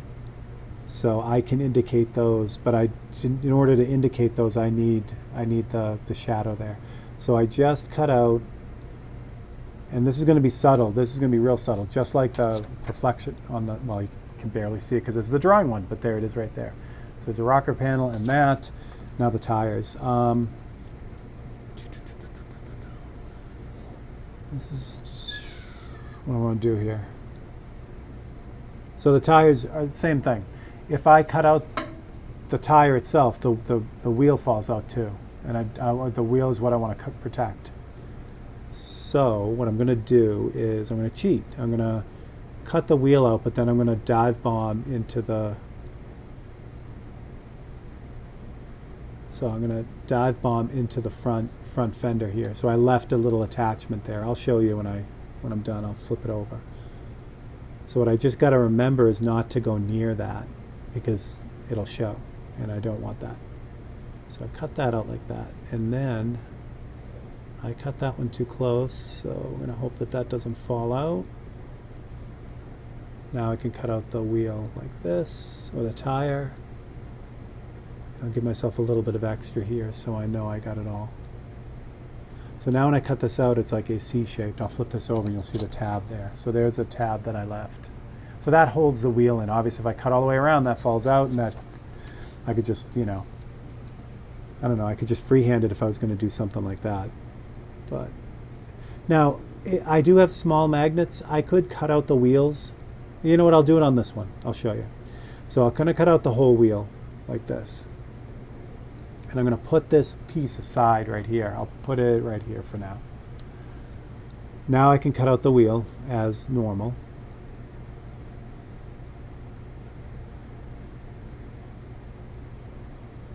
Or tire. I keep doing that. The tire. Here we go. So I cut out the whole tire. So that what would have happened to the front wheel if I cut all the way around. It just cuts the whole thing out, right? All right, so I'll show you what I do with that now. Let me grab that piece again. Switch this back. There we go. This one goes here. All right. So I line this back up again. Now, if the piece is big enough, the piece I'm trying to protect, and this may be big enough, I'm going to hold it with a big magnet to start, but I'll get a small magnet in a second. So I'm just doing that so I don't lose it. And I should probably line the rest of this up while I'm at it. Hold on one second. That's not going to work. Put that aside for a second.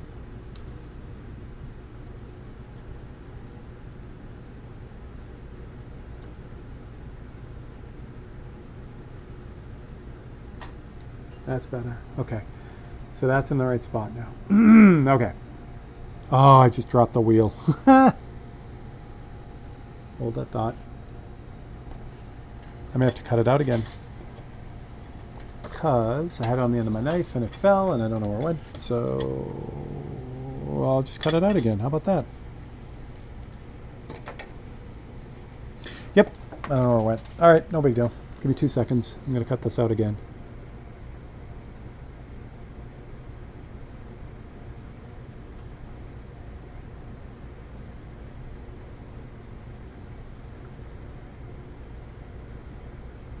Okay, so there's the thing I dropped.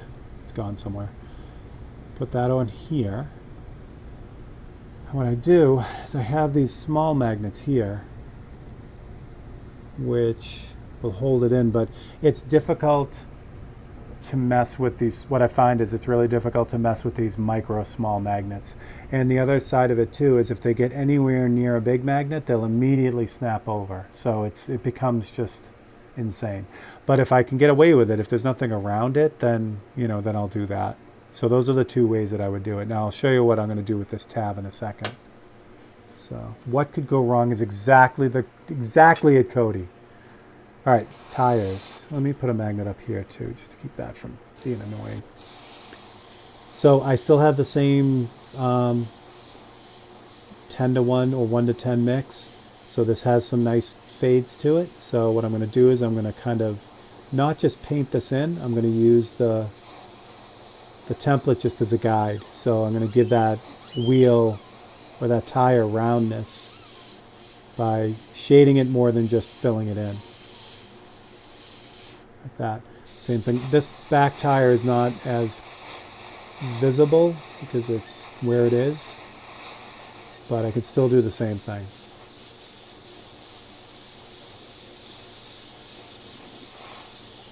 Now I'm getting at the shadow from the magnet, so I'm gonna have to pull that out now. That. What can I do? I'll just use a freehand shield for that. So yeah, I was getting a shadow from the magnet. It works, paint works like light. You know, if there's something in the way, it'll leave a reversed shadow of whatever that thing is. So in this case, it's the magnet. So with the shield, I can just kind of connect the dots, and that's that. Now for the hood part here, again, remember I want that really, really subtle. So I'm just going to really lightly go over this, just like I did the reflection in the beginning. That's perfect. Less is way more with that, with this stuff. I'll show you what I mean. So there you go. So what's nice about it is that's going to give me a spot to put the Ford letters in, and it defines the little ridge on the hood too. The only thing I haven't done yet, which I probably should, is that vent window. So I'm going to do that right now, and I'll do that exactly the same way I just did the shadow in the front of the car, or on the hood of the car. Just line that up really quickly. Hit it a couple times to give it a little something, and that's all you need. All right, what am I missing now? Just the door seams, and then we're ready to paintbrush. Oh, the white for the windshield. All right. I still got white in there, so this will work out well. So what I'm doing right now, you can't see it because you don't need to, because it's happened so quick, is I just cut out that corner, that side of the windshield, and I just fold it back because I only need a little bit of it. You know, the right-hand side of it here. So I line that up like that, like that, like that, not like that. Switch back to the white. This is why it's nice to have two brushes when you're doing stuff like this, because I don't have to keep cleaning it out between white and black. So now I can put the highlight or the reflection in the windscreen. Like that. That's done. That. Oh, I forgot the rocker panel. Yay. Okay. No problemo. Line that back up again.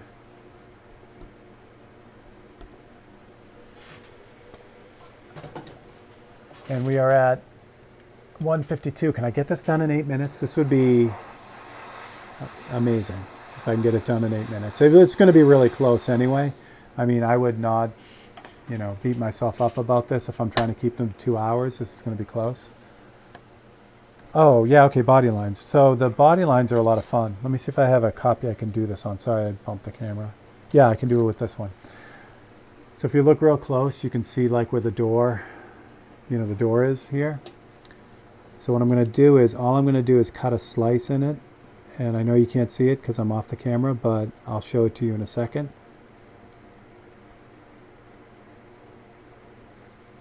And there's only that.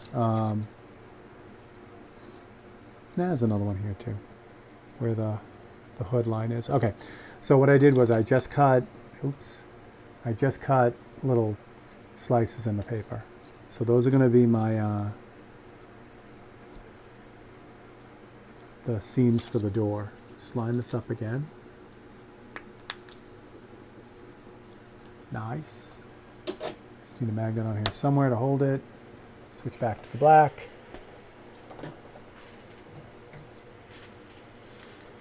Rocker panel, yes, thank you, thank you, thank you. So now when I go to use the black on this, I'm just going to, it's white. That's not going to, actually that is going to work on the back. I'll show you too. So the white is what shows in the back right here. So I'm just going to aim straight at that and hit it directly on. The front one, you can see it's black. So you've seen the reflection on the one in the back, but not in the one in the front. Hit this a few times. And the line that goes across the hood a few times. And that should give me my seams, just like that. And it's subtle, but it works, you know what I mean? It's like, I'm not beating you over the head with it. And if, you know, the gaps in those panels were gigantic, then this dude needs a new body man. So, all right, we're at the point now. Oh, I got to fix that too. So there's that connection right there. If I zoom in, that's where that connection was, where the tire was connected to the front. So I fixed that the same way that I kind of took care of the wheel. I just use a freehand shield on that, and then just kind of let the shield kind of do the work like that. So that's good. That works. Mr. Webb, excellent. Welcome to Thursday. Welcome to the Thursday Mayhem. Actually, it's been pretty un-mayhem-y today, so I'm happy about that. And I always keep all the copies. I can go back through any of the 543s that I've done, all 500 of them or whatever it is. And I keep all the copies. I don't know why I keep the copies. Eventually it's going to hit critical mass and I'll have more files than I know what to do with. But for now, I save them all. I don't know why, but I do. But I do save them when I'm working on it, because like if I had a problem with the background, for instance, it's nice to have the cutout that I can immediately just grab and use as a stencil to fix it. So I like to keep the copies until I'm done with the painting. But again, I also keep the copies forever. All right, Lee, have a great one. Have a great night. Yeah, oh, and after all that, I took my reference photo down. Where is it? Oh, did I cut up my reference photo? That'd be interesting. I think I did. Well, what do you know? So there we go. I'm lying to you. I'm actually going to cut up another one. Oh, well. So now just paintbrush work on this, and this one will be ready to fly. I'm not going to clear it with you guys, but I'll tell you what I do and show you how I do it. But it's too messy, and I have a booth for that. All right, so now the paintbrush work. So the paintbrush work, it's the same deal. I either go light ones first or dark ones first. It doesn't really, for this it doesn't overly matter. It's just whatever I see first. But what I'm going to do very first is I'm going to do whatever scratching I can do. So what I really love about this Yupo paper and the paint and all that fun stuff and the base coat sealer is that I can scratch out of this really easily. So like these little details on the front, these, I don't know, I call them like, you know, shark gills on the Mustang. That would be fun to try to paint. I mean, I can do it, but it's so much cleaner and easier with the knife that I can just scratch them in. Stuff like that. So the first thing I'll do is I'll run around this thing and pick out any instance where I can do that. So the directionals again. I have coming in, I bought one of those slice tools, if you've seen them. It's the ceramic knife. I bought the knife, the regular number 11, but I didn't like it. It didn't really do what I needed it to do. So I got the precision one that's on its way in. I'm looking forward to trying that because I've seen a lot of people using them for scratching and things like that. So the highlight underneath the grill here, again, it's, well, I screwed that all up, but I'll have to fix that, but you get the idea.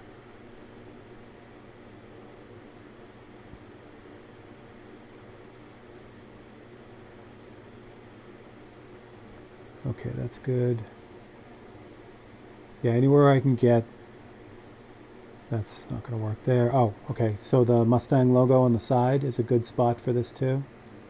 So there are three, it's like a little banner, three banner, and then there's the horse itself on the top.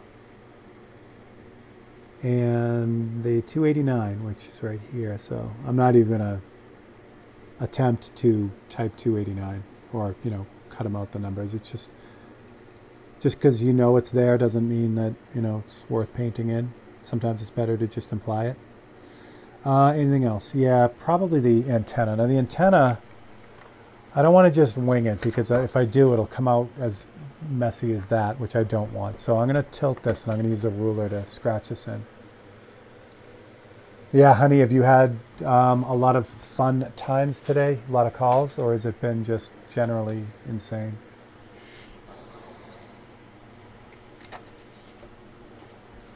All right, let's do the antenna. So the antenna, I'm going to use a ruler to do this with the knife, but it works, you know, like the paintbrush. So we have to figure out where it is.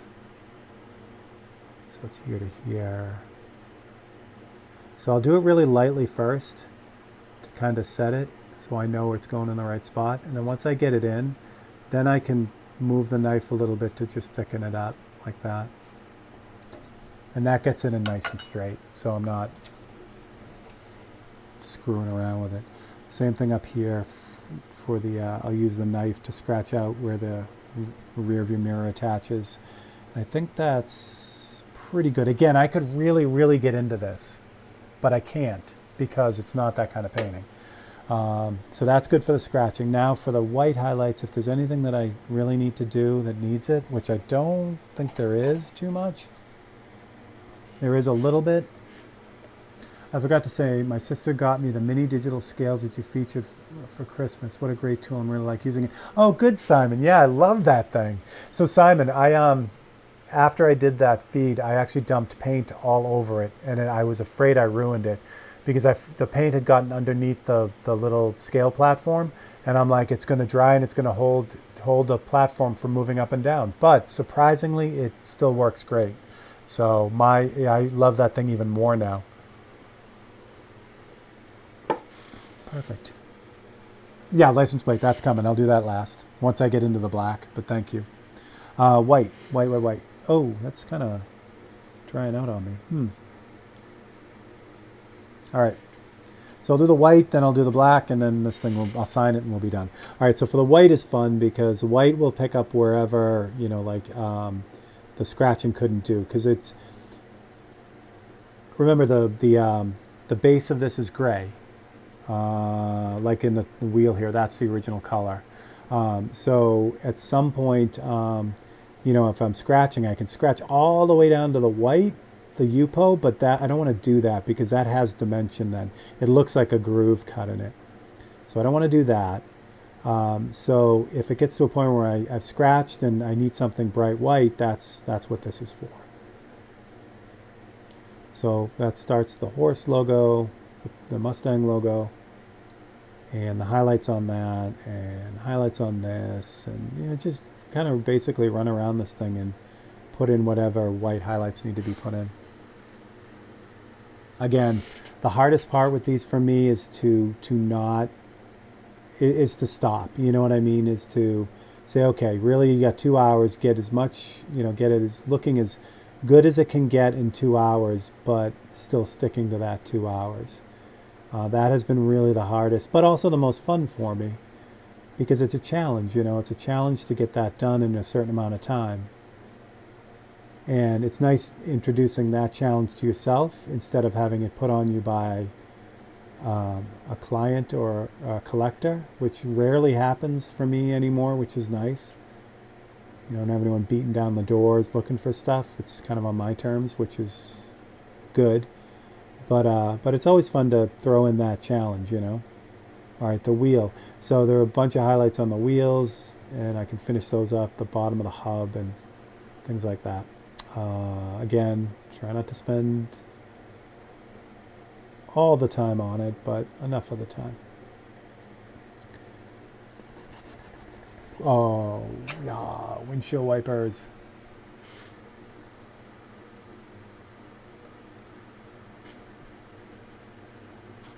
All right.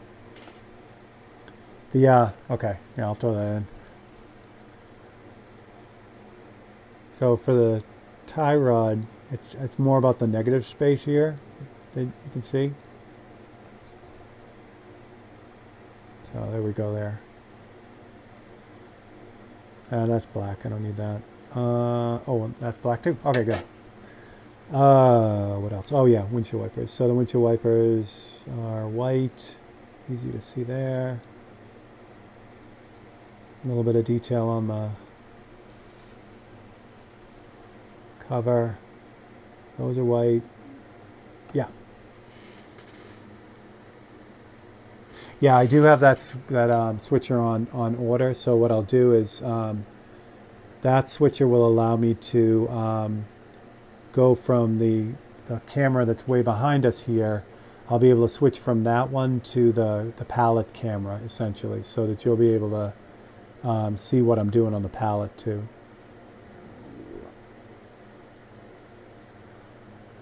I think I got all the white. I think it's all white. Here we go. There's a little bit more in the 289. It's a little bit more chunky. All right, the darker color now. Had any motor company ever contact you about your paintings? No, actually, I haven't. Um, I haven't. I also haven't approached any of them either, so there's that. And, it's a lot, I don't know, lot to be said for, making that first move.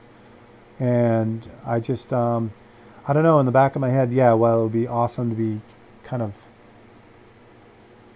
tied in with someone big. It's also nice not being tied into someone big. Like, if I got in with, say, Dodge or whatever, I would feel obligated to just do that brand.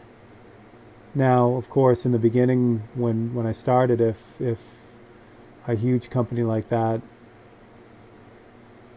was dropping a bunch of money, um, it's a whole different thing. So it's like a job, like any other one. But I don't know. I kind of enjoy being able to do it all now. Just pick whatever I want and just go for it. As I get older, it seems to be more like I've talked to a lot of young airbrush artists that feel that there are a million or all these like endorsement checks rolling around, and I just don't think that's the way it works. I do know people who get all their equipment from whatever company they're with. Um, but it's not as crazy as I think, or it's not like being a football player, or professional sports, whatever sport you choose. There's just I don't think there are those kind of endorsements. It's the industry isn't big enough. So how did I get on this? We're talking about working for car companies and stuff like that. So this is you guys can see what's going on. It's just the black now, so I can start adding like shadows like in the Ford logo up here. I can finish out the Mustang. So the Mustang in the front, I'll actually paint in by painting everything around the horse. And that's easier for me than painting it black and then putting the horse on top of it.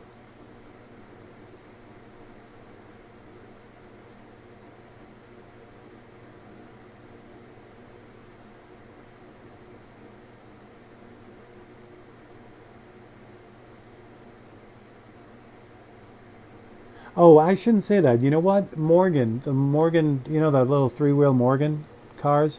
I did a painting of a Morgan once, and I did hear from them. That was really nice. That was actually really, really nice. The painting was already gone.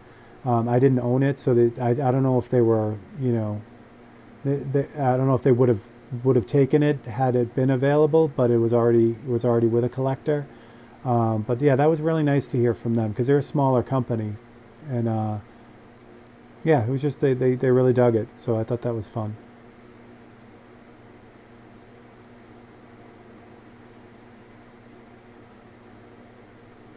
Yeah, this brush has had it. This is rip paper. Yeah, I mean it's what's nice is the as you get to this point though, this stuff here has the biggest impact on the painting in my book. It is the frosting on the cake. It pulls everything together. It goes from kind of looking like what it's supposed to look like to looking like what it's supposed to look like. And I do enjoy this part when the paintbrush is working. I feel bad. This paintbrush has been through a lot, so it needs to be retired, and it will be as soon as I get the new one.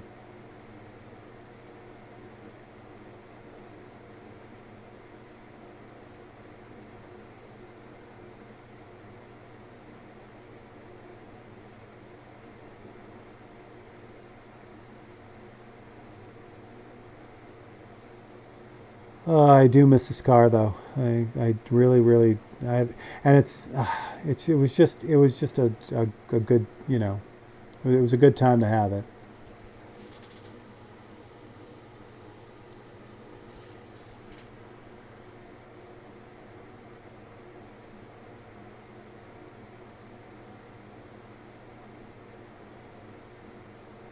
again, you know, it's like, man, I could just keep going, but it gets to a point where I just gotta like turn it off, you know.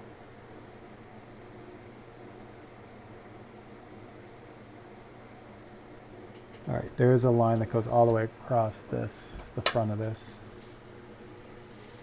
Yeah, and that's great, you know. But you know, like I look at still like with Harley Davidson and Scott Jacobs, you know, I know that relationship is you know is solid, and it is always what it's going to be. So I do like that there are, you know, those pockets of, you know, um, pockets of artists that are still like really tied to a, you know, a good company like that. All right, the 543 in the front. That license plate is really in the front. So I like to put the 543 in, but I also don't like it to be like super obvious. This is going to be super obvious. So another thing about the composition thing that I'll be talking about on that Tech Tuesday is certain things grab more attention than others. Circles always grab a lot of attention, and anywhere where you put numbers or letters, our brain just clicks to that, and you just zoom in on it. That's why when you look at paintings, a lot of times people will, even if you can't see the actual letters, they'll literally paint the word. You know, you'll be able to read it like it's right there. So that's, you know, that's it's a trap for us as artists, because, you know, we want to put them in and we know what they're supposed to say, but you can't really even see that. So this right here is a good example of something that's directly in your face. I mean, there's no question what this is going to be. Where some of the 543s, like the where is it? Like this guy, the 543 is the number on the plane, but it's in the shadows, so you can't really even pick it out unless you're looking for it. So I like doing that more than having it be like beat you over the head. Oh, that's it, Jim. Yeah, so this is a Winsor & Newton Series 7 watercolor brush, and the size I've been using almost all the time lately has been this double lot. For a while I was using the single lot, which is this one. If that's the only one you can find, it will work equally as well. I freely go between the two. The single lot holds a little bit more paint in the belly, so it tends to keep the paint a little bit, you know, more fluid. But the double lot has just a really tight point on it. I mean, so does the single lot. I'm not saying that you can't do, you know, the same thing with both, but it's just a little bit more consistent. There we go. I did that in gray, so it's not as in your face.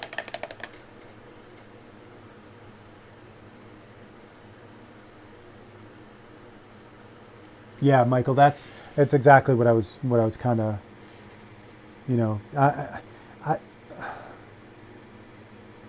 it's a tough one though, because like I said, so say you were put on retainer with Ford, and Ford said, yeah, we're going to give you, you know, certain amount of money, whatever, all the time, and whenever we need a painting, we want you to do one.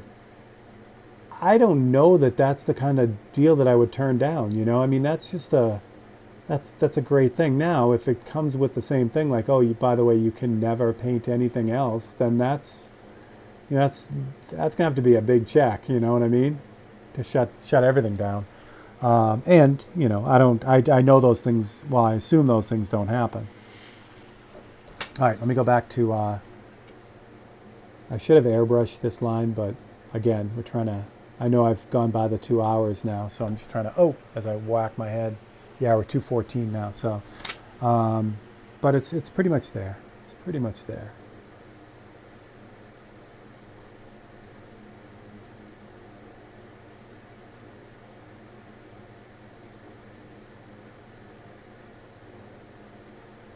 Couple of those details. Those are good. I'm not touching those. I love the way those lines came out. They're perfect. I couldn't paint those like that. What I am going to have to do, though, is this vent window needs a little bit of love. So I'm going to have to do that. That's better. top of the top of the windshield too. Probably could use a little bit of something.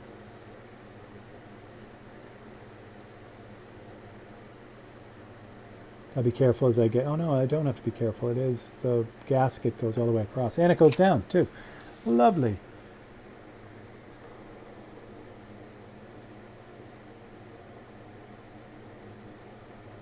Lovely.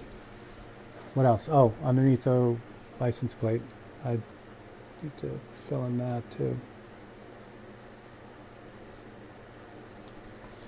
How are we looking? How are we looking?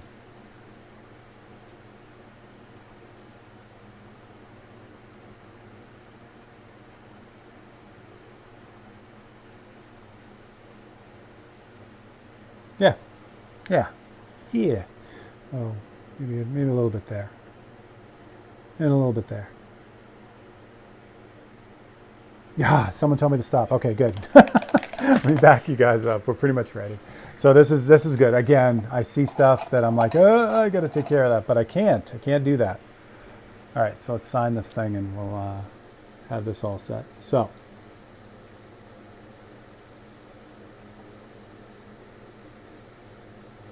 What's going to happen from here, and I'll show you this, I'll back this up a little bit so you're not right on it, and I'll also tilt it. You guys have been looking at it at an angle, but that's what it looks like head on.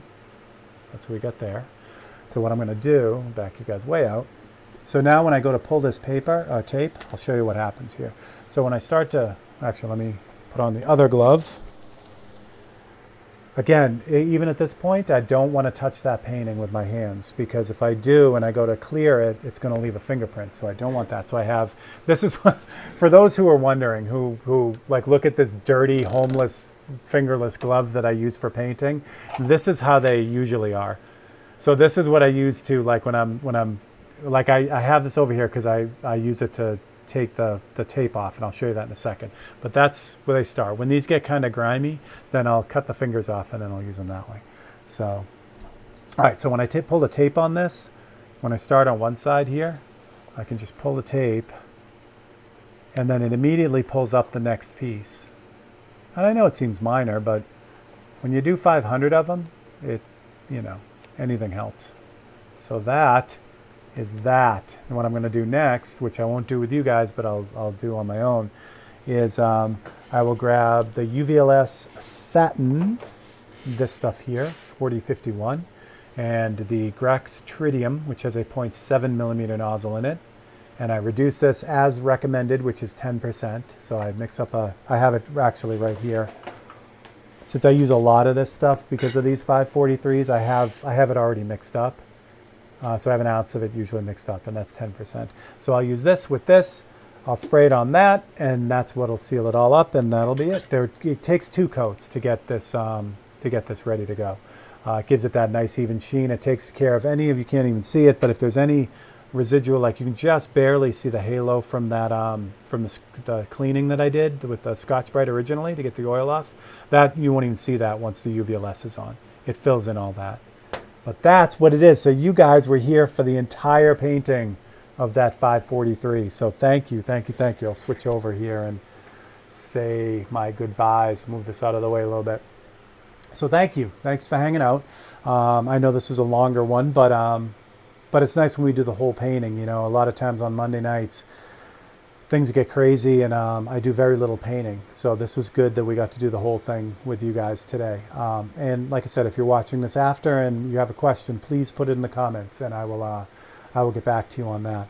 I know that we are live right now, so we have Monday night coming up this week. I have a cool project planned for that. It's specifically for Monday night. We're going to be painting some rocks that are underwater in a way, like lake rocks, so that'll be a lot of fun. We'll have my daughter Emily and Mike and her boyfriend Michael here, so they'll be helping out. And that's what I got. So I hope you guys have the best weekend. Thank you all again for hanging out and talking and clicking likes and all that fun YouTube stuff. And that's what I got. So with that, I will bid you farewell. Have a great weekend. I will catch you guys all next time. Thanks a lot.